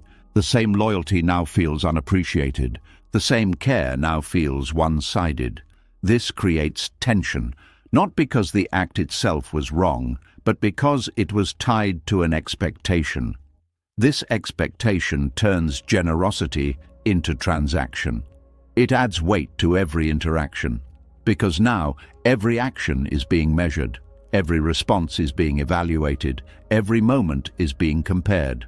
This creates a subtle form of suffering, a constant checking, a constant wondering, am I getting back what I give? This question may not always be spoken, but it shapes experience. It creates dissatisfaction, even in moments that could have been simple. Because attention is no longer on the act itself. It is on the balance. There is another way of relating to this. It begins with a quiet shift. A shift from giving with expectation to giving without needing return. Not as sacrifice, not as loss, but as freedom. When this shift begins, something changes. The act of giving becomes complete on its own. It no longer needs to be followed by a response. It no longer needs to be matched. It exists fully in the moment it is given. This creates lightness, because there is no longer a need to carry the act forward, no need to track it, no need to remember it. There is also a shift in how others are perceived. Without the expectation of return, their actions are no longer measured against what has been given. This reduces judgment. There is also a deeper layer to this shift. The identity that is tied to fairness begins to loosen. The idea that everything must be balanced fades. This creates openness. There is also a change in how relationships are experienced. Relationships become less transactional, less about exchange, more about presence. This creates authenticity. There is also a reduction in disappointment, because disappointment often comes from unmet expectations. When expectation is removed, disappointment decreases. There is also a deeper sense of satisfaction, because satisfaction is no longer dependent on what comes back. It is found in the act itself. This creates stability. There is also a shift in how kindness is felt. Kindness becomes cleaner, not mixed with hidden demands. This creates warmth. There is also a deeper connection to generosity. Generosity becomes something that flows naturally, not something that is calculated. This creates ease. There is also a reduction in resentment, because resentment often comes from feeling that something was given without return.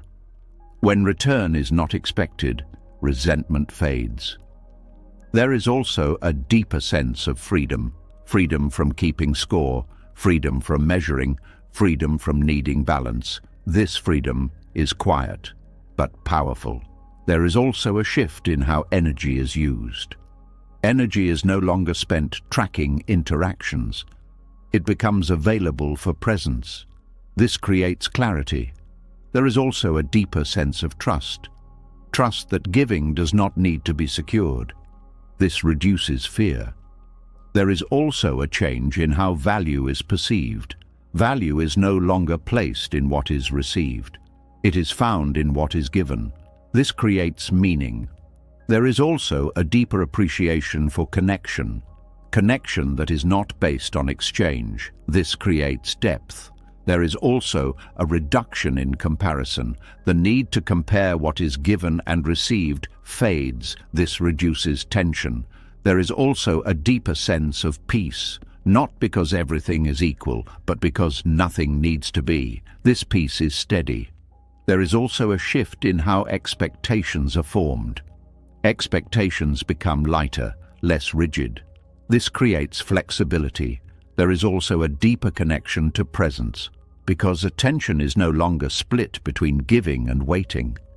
This creates awareness. There is also a reduction in emotional dependency. The need for others to respond in a certain way decreases. This creates independence. There is also a deeper sense of balance, not in exchange, but in being. This creates stability. There is also a quiet strength that begins to form, a strength that comes from being able to give without needing return, the ability to act without attachment. This strength is subtle, but enduring. There is also a deeper sense of fulfillment that is not delayed, that exists in the moment of action. This creates contentment. There is also a shift in how love is experienced. Love becomes less conditional, less tied to response. This creates openness. There is also a deeper sense of freedom, freedom from needing reciprocity, freedom from hidden contracts, freedom to give fully. And within this freedom, something important becomes clear. Giving does not need to be balanced to be meaningful. It does not need to return to be complete. It is complete in itself. This realization changes everything because it removes a hidden source of